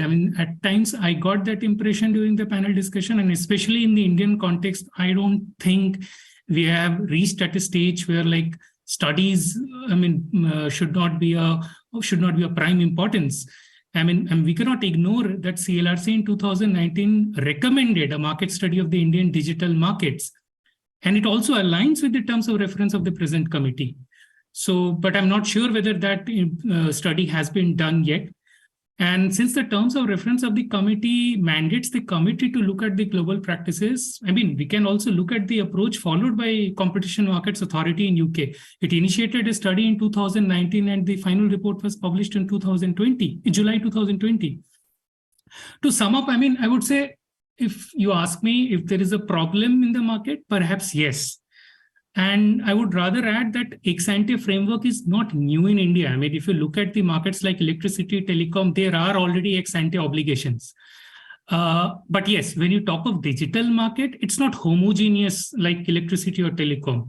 And there are too many product specifications. So even if you are, hypothetically, if the committee arrives at a conclusion to create an ex-ante framework, I mean, that's fine. But then the solution has to be very precise and specific. So, I mean, the solution should not end up becoming, more, harmful than the problem itself. So I would, end on this note. Thanks, Amrita. Can I come in?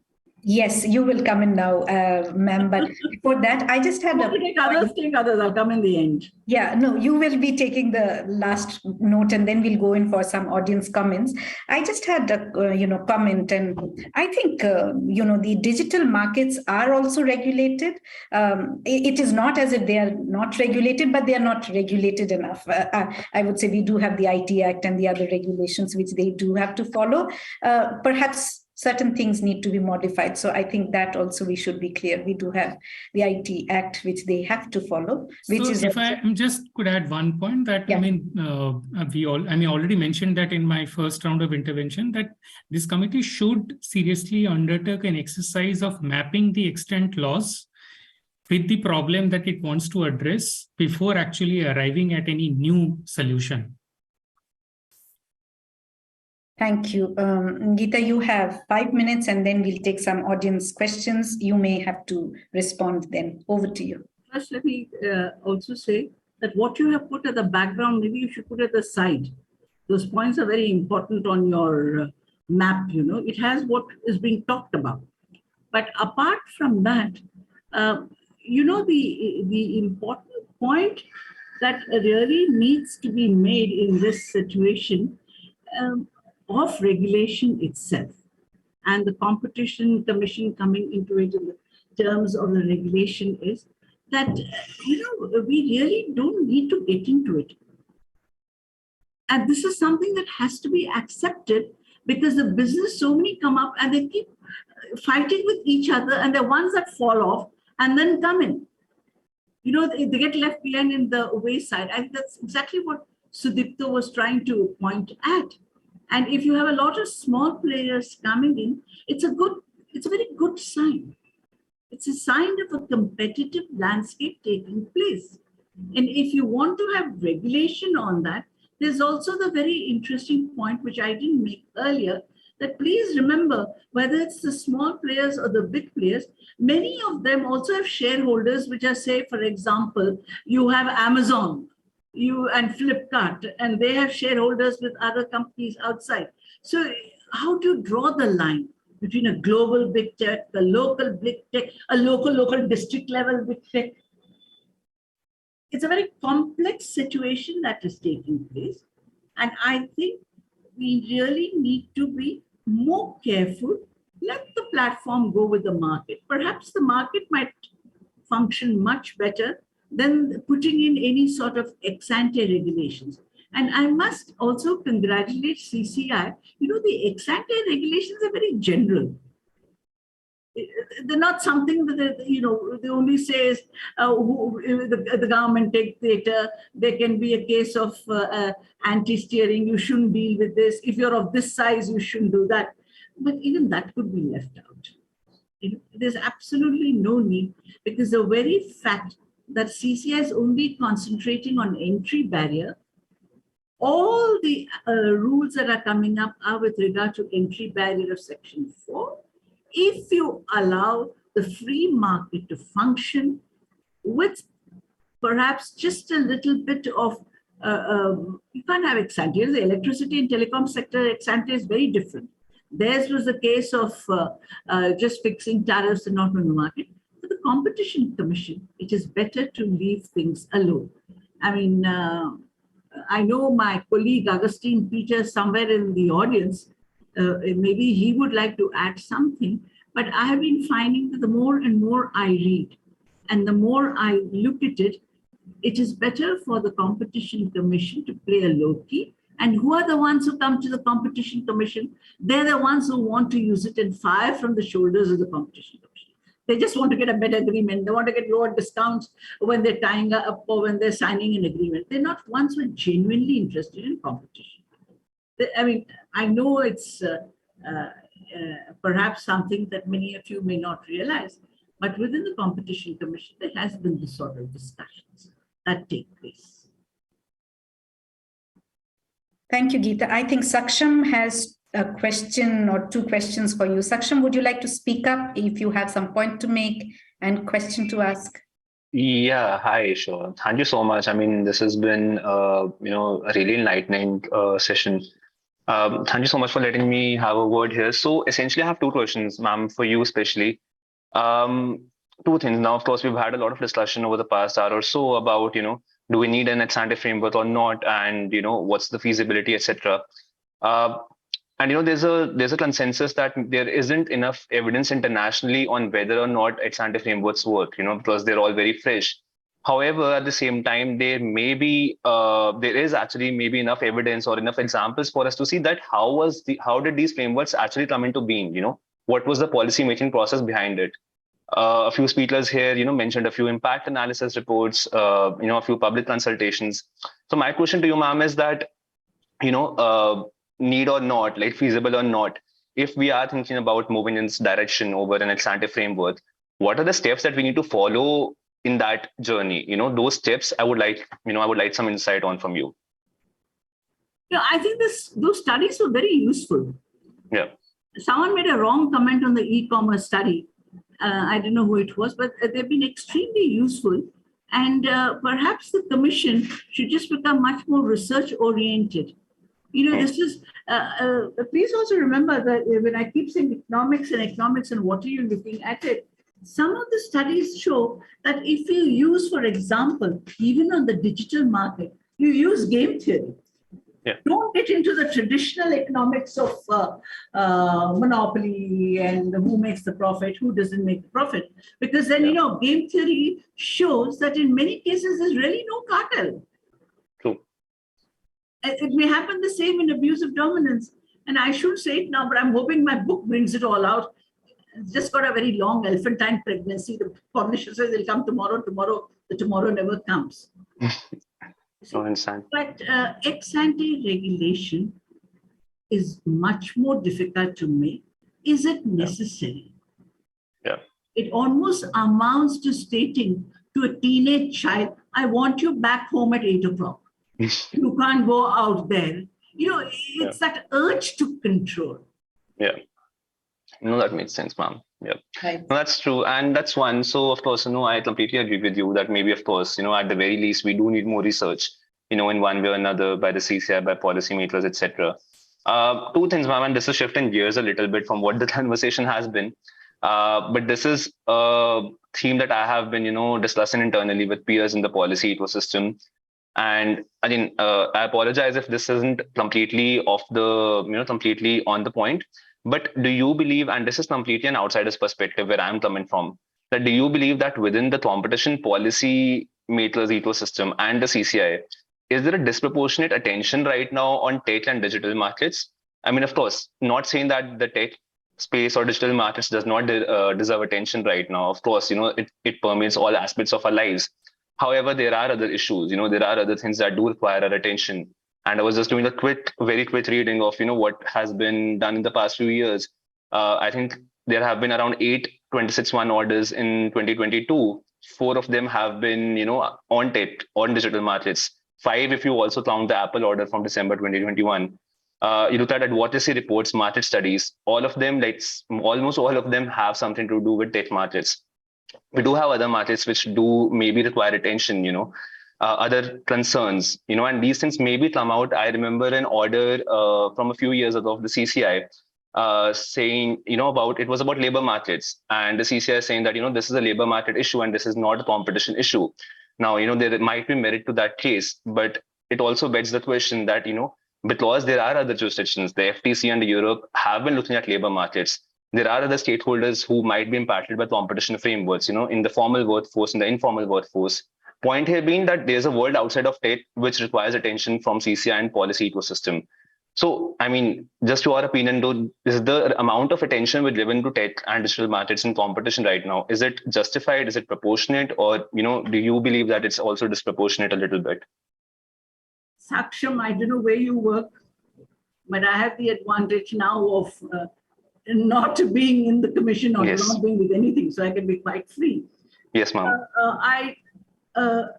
There is no denying that data is very important. But there is also no denying that how is this data used, how is it assessed, and how is the preferential treatment of it coming? And why are we making such an issue of it? You see, the only thing is because it is online, you get data very quickly. But every business depends on data. Yep. You can't sell anything in 1991 unless you had data and knew that sports was becoming important and you needed Adidas shoes or something like that.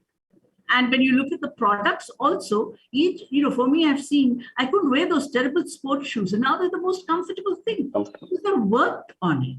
So there are also positive ways of doing it. But in this case that comes up in terms of data also, you see, some of these are really not competition law. Yeah.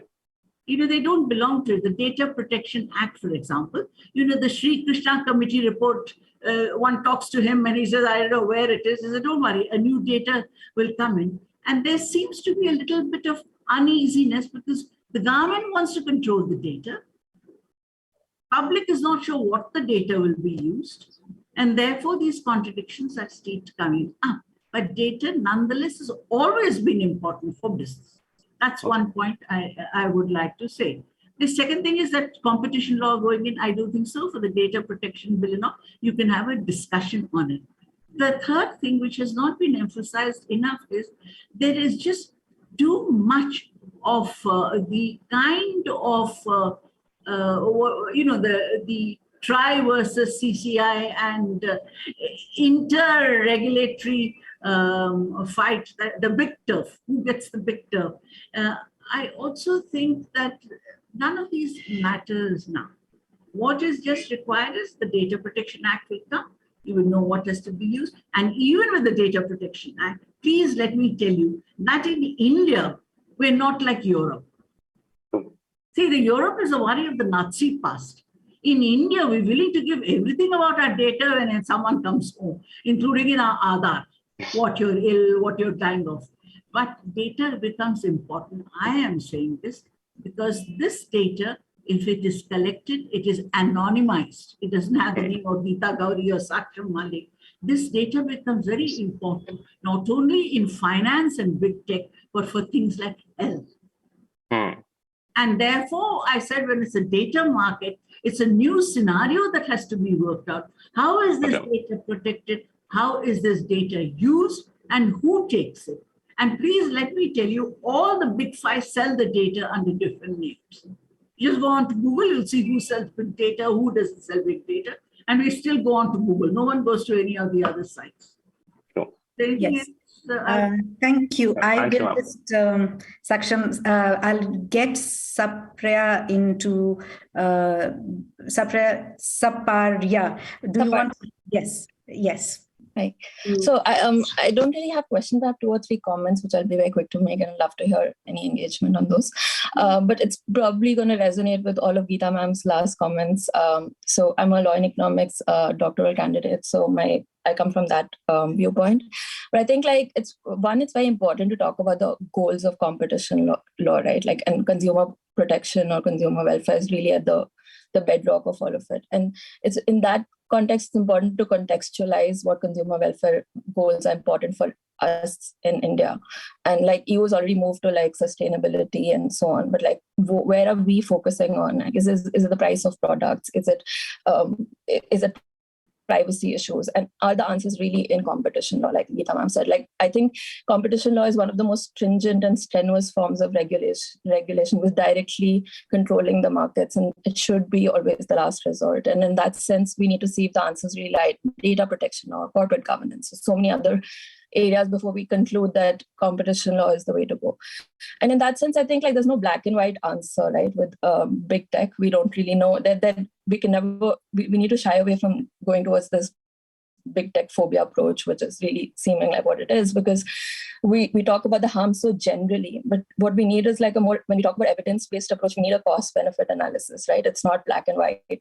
What is really the direct and indirect effects of ex-ante regulation versus the ex-post adjudication approach? And in that sense, like a standard literature on regulation will tell you that the benefits of ex-ante regulation is when the frequency of violations is very high, or you want to increase legal foreseeability. In this case, like I feel like the sheer number of companies and the few violations that come about don't make a strong case for ex-ante regulation. So simply saying that ex-post regulation has failed, so we should jump to ex-ante regulation is not the right way to go about it. I think we need to ask why self-regulation has failed. Like why have we not managed to put in place enough enabling policies like disclosures or like more engagement with regulators that create enough deterrence to get companies obliged with our goals.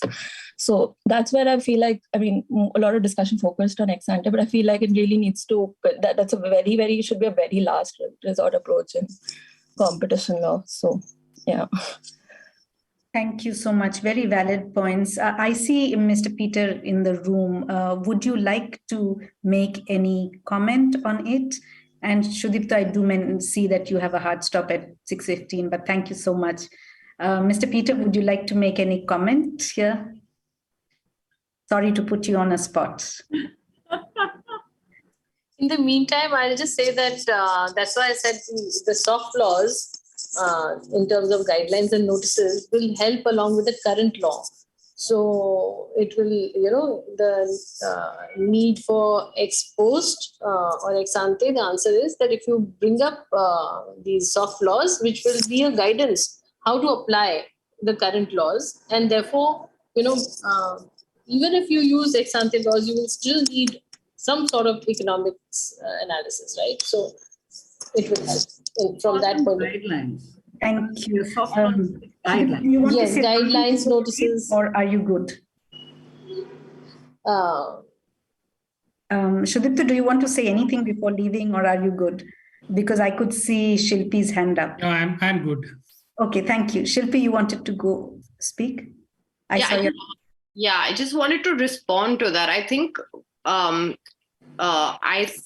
that it is very clear that there is a huge information asymmetry when it comes to digital markets, which because of the way that digital markets function, the data-based business model, and our inability to ever be able to fully understand how these businesses work, and the immense incentives that digital companies have not to fully disclose their business models to us. I'm not trying to be paranoid about this, but I think this is the reality. And if we sort of look at the tremendous literature that's coming out, the fact that we have a Digital Markets Act in the EU tells us that there have been studies done that show that there is something that requires further engagement in digital markets.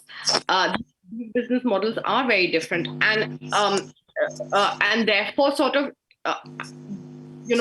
cost benefit analysis must be done. I'm not saying it doesn't need to be done, but I don't think it is in any way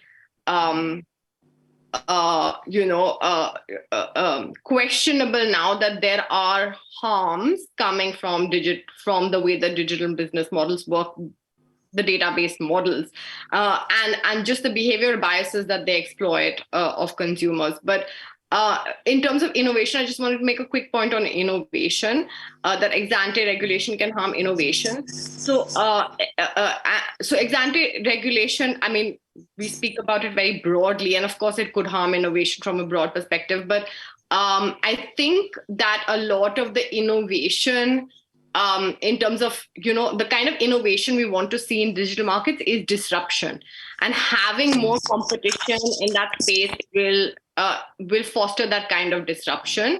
Right now, the kind of innovation that we're seeing in digital markets is not encouraging the kind of disruption that and that's where we see Google search is not disrupted. It's not that there aren't better products. It's just that business models are such that Google has that access to data that gives direct and indirect network effects that are so strong.